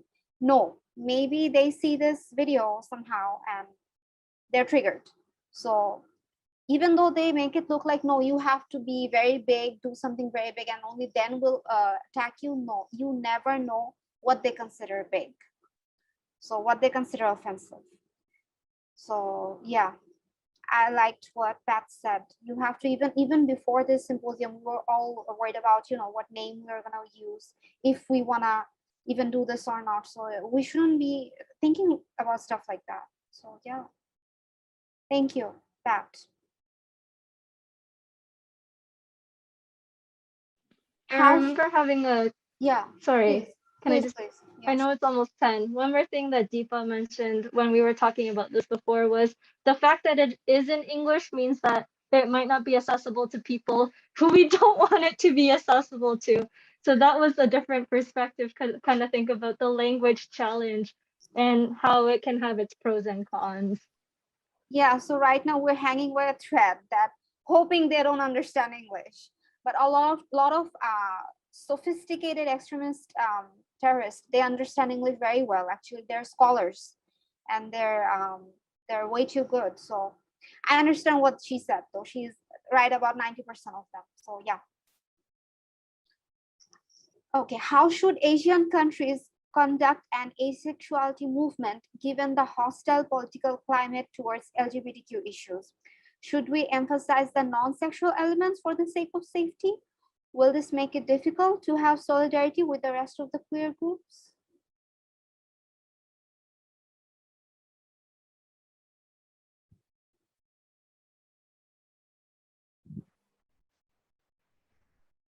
This is a bit hard to process as well, even as I'm reading it, but if I may. Yeah. Because it's also really complicated. Although in my country, the political attitude towards it is more or less at least supportive. It's it's the society, the social aspect that is not supported.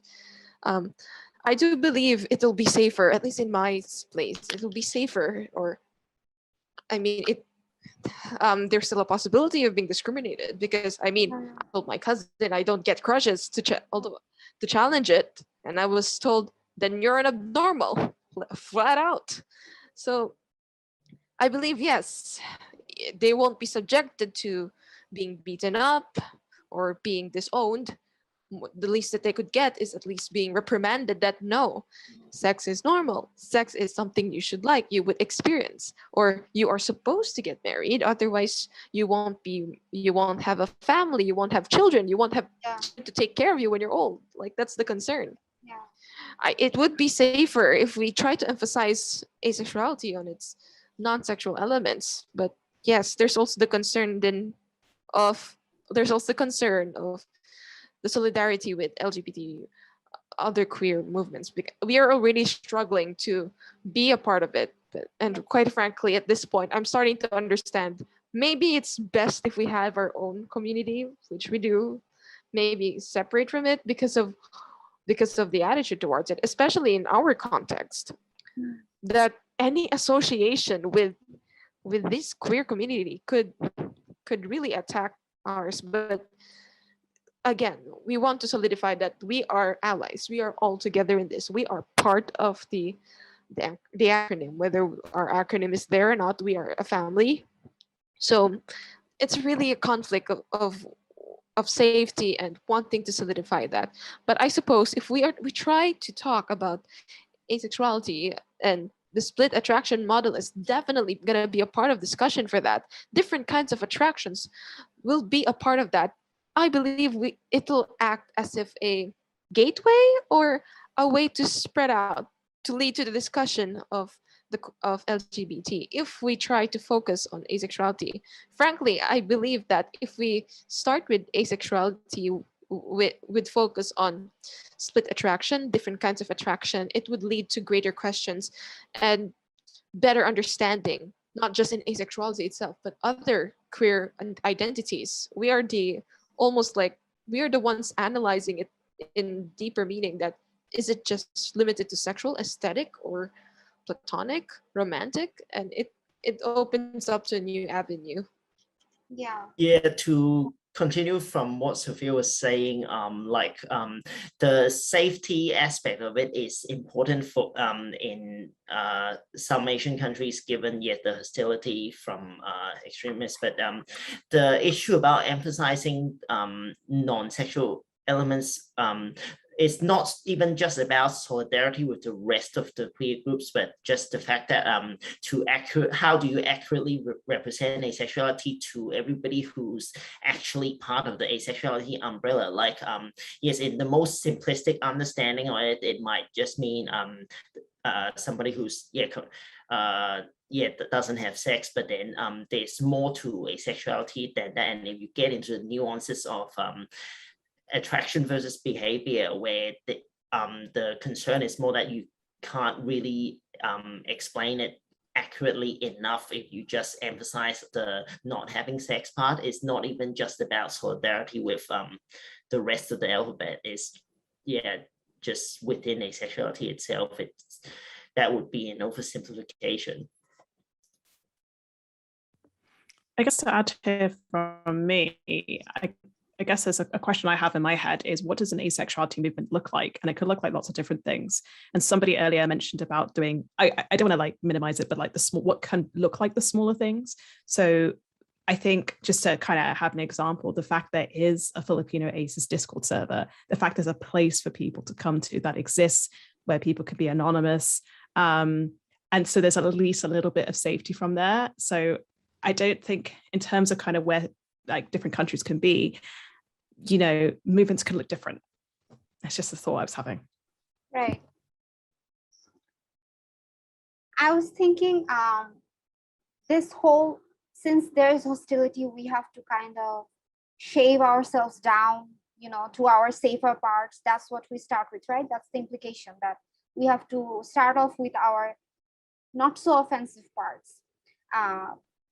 That in itself is kind of contradictory to our purpose. Like, if we cannot say that we do not have sexual attraction, how are we gonna identify as, asexuals, that we just do not have it?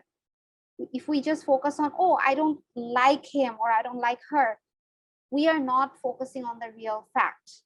So even though it might be hard, there should be a there should be a constant process where we're trying to still give the message that it is about sexual attraction. It is about that fact. Otherwise, if we always try to be soft, sometimes it doesn't serve the purpose, I think. So yeah, Start slow. I want, right? Start Yeah. slow. Yeah, so start slow. I want to give a heads up, guys. We have 3 more topics. So we are trying to keep this a bit, within the time. So yeah, okay. Many Asian millennials grew up hearing they're from a third world nation in the media. Does the label third world nation create an image of inferiority? If folks from the so-called third world nations try to work alongside folks from first world nations, will they be viewed as equals? Will the economic, political, and cultural disparity create challenges in being viewed as equal? I know it's a big question, so I'm gonna put it there. Please see it for yourself.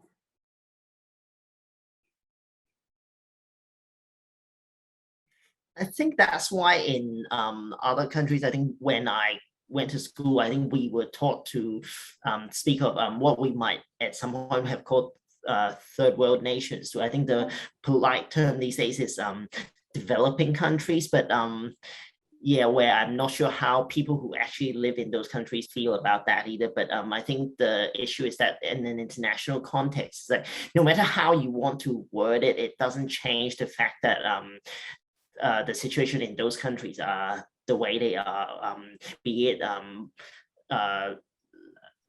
the economic level or in terms of social development, I suppose. But yeah, in an international context, I think there will be people who want to work with these people, but not so much others. But I think the problem is more that people coming from other more privileged backgrounds, they probably don't know what the exact context is like in other countries, and sometimes you don't know what you don't know, and people can accidentally make things less accessible without meaning to. So yeah. Excuse me. I just want to say I have to go. Thank you Yeah. for having me. I'm sorry. Thank you, Sophia. Thank you so much. Thank you, everyone. It was nice to meet everyone and to hear from all of you. I hope this discussion has served well for everyone. Yeah. Bye. Bye. Just thinking about this question, Yeah. it's really interesting to kind of think about this because of how I was brought up and how I would view the Philippines and how it was described as a third world country, a developing country. And there was this kind of even described to be by family members who are Filipino as well, not just, and in addition to that, the way we might have had talked about third world countries and using that phrasing when I was at school as well. So it's the fact that I've had this kind of built into my head kind of since I was young from different people as well. What was I going to say? But I think that the problem with using terms like third world country and developing country is it takes out of context of like, well, why are we seeing this? It's a fact that you have roots in colonialism to that as well. And it's this kind of this, when you use the phrasing, it's kind of like, oh, you're in that position, that's your kind of fault without really recognizing the history. Yeah, that's just kind of some of my thoughts when I was just thinking about this question. Yeah. And I guess to add to that, it's just also in terms of LGBTQ plus rights, it's seen as, oh, these are backward countries. Yeah. And it's like, well, but also the state of LGBTQ plus rights is also rooted in colonialist ideas as well. True. Thank you, Sarah.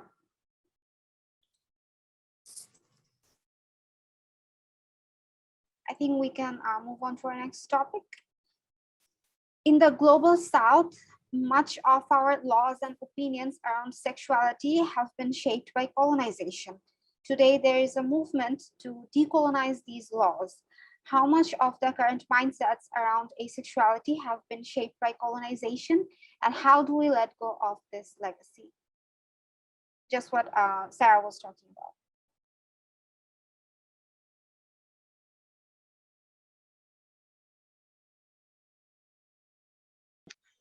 If I may intervene in that, I think I've worked a lot on anti-sodomy laws actually in Mauritius, which were actually the product of colonization, and not just in Mauritius. I think it's the case in Bangladesh and India, which has recently decriminalized, but in many other countries around the world where we have had these laws which have been imposed through colonization. And unfortunately, colonization has not just impacted our laws, but also the way we think about sexuality in our country. And I think there's this really good book by, I think it was Robert Aldrich, on homosexuality and colonialism, where he said that when the colonizers came to this country, they imposed their ways of thinking about intimacy, about sexuality, and tried to interpret the way the people that were behaving through the lens of their ideas. For example, in some countries where they, for example, it was normal for men to have a sort of camaraderie and to, it was normal to hold hands. But when they went to these countries and they saw men holding hands, they interpreted it through the lens of their Victorian values, and they saw that as meaning that the men in these countries were effeminate. And I think that this has led also to the sexualization of Black and brown bodies. That is, in many countries, for example, in Mauritius, recently I was studying the archives around the adoption of the anti-sodomy law. And there was this widespread idea that people of African origin, of Indian origin, they were promiscuous in nature, and that the laws were being imposed on them so that they could curb this promiscuity. And I think that this idea that Black people, brown people are sexual in nature, I think somehow this impedes the understanding we have of asexuality. Yes. Wow, that, wow. Actually, that's so true. Yes, actually, I guess those ethnicity or even the skin tone has been isolated, or, you know, how do I say, they've been somehow seen as the criminals of the sexual feelings and everything. Yes, thank you so much. Actually, it's like an unknown thought, right? I've always thought about it, but I've never known it. Thank you for that perspective. Does anybody else want to share anything? I think I have. Sorry. You should go first. Oh, okay. I just wanted to say, just to add to Anjali's point about Black and brown bodies being sexualized, we also have this problem in a Western context as well. And this is what I mean by intersectionality being really important, because Asian women, for example, get fetishized. Black women can also be sexualized as well. And this is something that's been talked about by Yasmin Benoit, for example, who's an asexuality activist in the UK, who's a Black woman. That's what I want to say. Please carry on. Okay. On sexualization, can I just add that in the context of Hong Kong, like on one hand, this kind of the media definitely has a strong colonial influence, and this kind of sexualization of people in media in general, that's very much a thing that I think it's more explicit than it is in like mainland China. But on the other hand, I think because of Hong Kong's colonial history, where I think some aspects of LGBT rights are actually more advanced than it is in mainland China, as far as I understand. So there's this kind of irony where as much as it is actually a legacy of colonialism, it's actually worked out in some people's favor, if you will, where so yeah, for it ended up being like a better outcome for the wrong reason, if you will. Right. As for Indonesia, laws and opinions are not only from Western colonizers, but also from groups of conservative people from several different religions, because religion is such a big part of our laws and our government and our basically our daily lives. And as for the effects of colonization, like I said before, there are a few regions in Indonesia where they recognize more than 2 genders. They recognize 5. They recognize like different sexualities people have that are pushed to the back because of the colonizers. And also toxic masculinity is such a big problem here. Like men who are softer, and like even those who kind of like socialize more with women than other men, they are kind of like look strange in Indonesia. Like people will talk about men who socialize with women more, men like who wear makeup, even men who care about their looks or sometimes talk about. Yeah, that's the same here in Bangladesh. The term is simping. So if you care about the woman, even the woman you love or your partner with, it's seen as a feminine trait. So yeah, I understand that. I think that brings us to the end of it. That's all the topics we had today. I would like to ask Michael, would you please share your thoughts on today's discussion we had? Well, I mean, yeah, I've really enjoyed being here. Mostly learned a lot from everybody else, and this is definitely definitely taken away a lot, which will inform the way that I conduct activism in future. And yeah, it will take me a long time to process everything that's being said here, but I really like some of the suggestions, and in particular, I like the point about creating resources for translators. It's not necessarily just enough to get people to translate. You also need to really give some help, preferably from ACEs who are local to the language, to help with like how to do it. And I also like the point that it's not just about translation, it's also about really empowering local voices to really to really spread ACE awareness. Yeah, thank you. Thank you so much, everybody, for your time. I think we took a bit more than we promised, but thank you so much for sticking with us. And thank you so much for sharing your input. I wanted to announce the whole recording thing, that this video will be posted in Epiphania Visuals social media during ACE Week. Anwaka will also be sharing asynchronous presentations on the following: asexuality in our native countries, Bangladesh, Nepal, Indonesia, Philippines, Vietnam. Some countries are still making presentations. Asexuality and religion. So far, only received presentations on Islam. Please share this upcoming content and publicize on your social media to the extent that it is safe. I would type it out here so that everybody understands it. It's about all the research contents we have received thus far. And I wanted to also announce that on December 10th, we are going to have another symposium. The topic and the questions and the panelist list will be shared on our messenger group or on our Discord group. Please keep contact with us there. I think I shared with you guys. You can read it in the chat box. Yes. Thank you.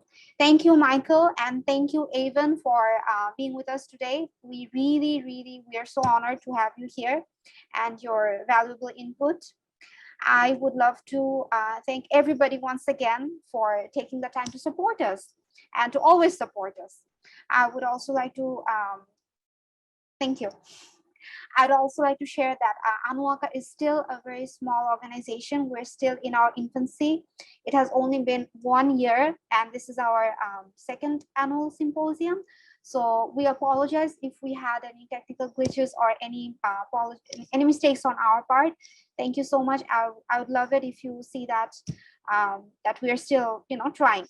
Thank you. Thank you. Well, thank you for organising and thank you for hosting, Layla. Yeah, Done a great thank job. you so much. Thank you. Thank you, Michael.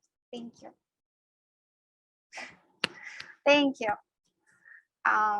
Thanks a lot, everybody. Thank you. Deepa is saying thank you. Epiphany Visuals Director. Thank you. I think we can all leave. We have taken enough time here. Thank you, Gary. Thank you, Anjali. Bye, Sarah. Bye, dear. Bye, Michael. Bye, Pat. Bye.